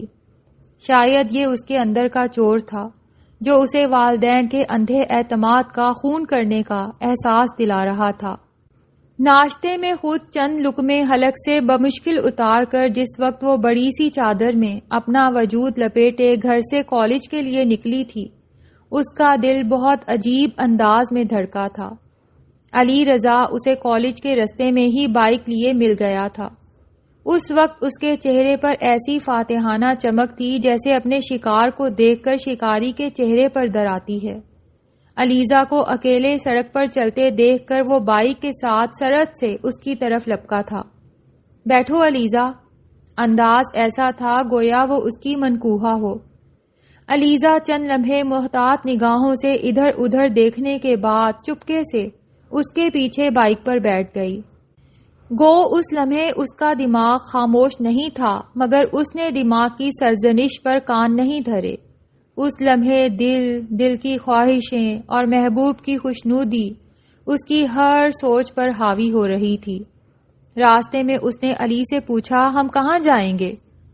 ڈریم لینڈ، اس کے سوال کے جواب میں علی نے خاصی ترنگ سے کہا تھا۔ جب وہ بولی، کون سے ڈریم لینڈ اور کہاں ہے یہ ڈریم لینڈ؟ کیا تم گھبرا رہی ہو؟ نہیں تو پھر اس طرح سے کیوں پوچھ رہی ہو؟ بس ویسے، تمہیں برا لگا؟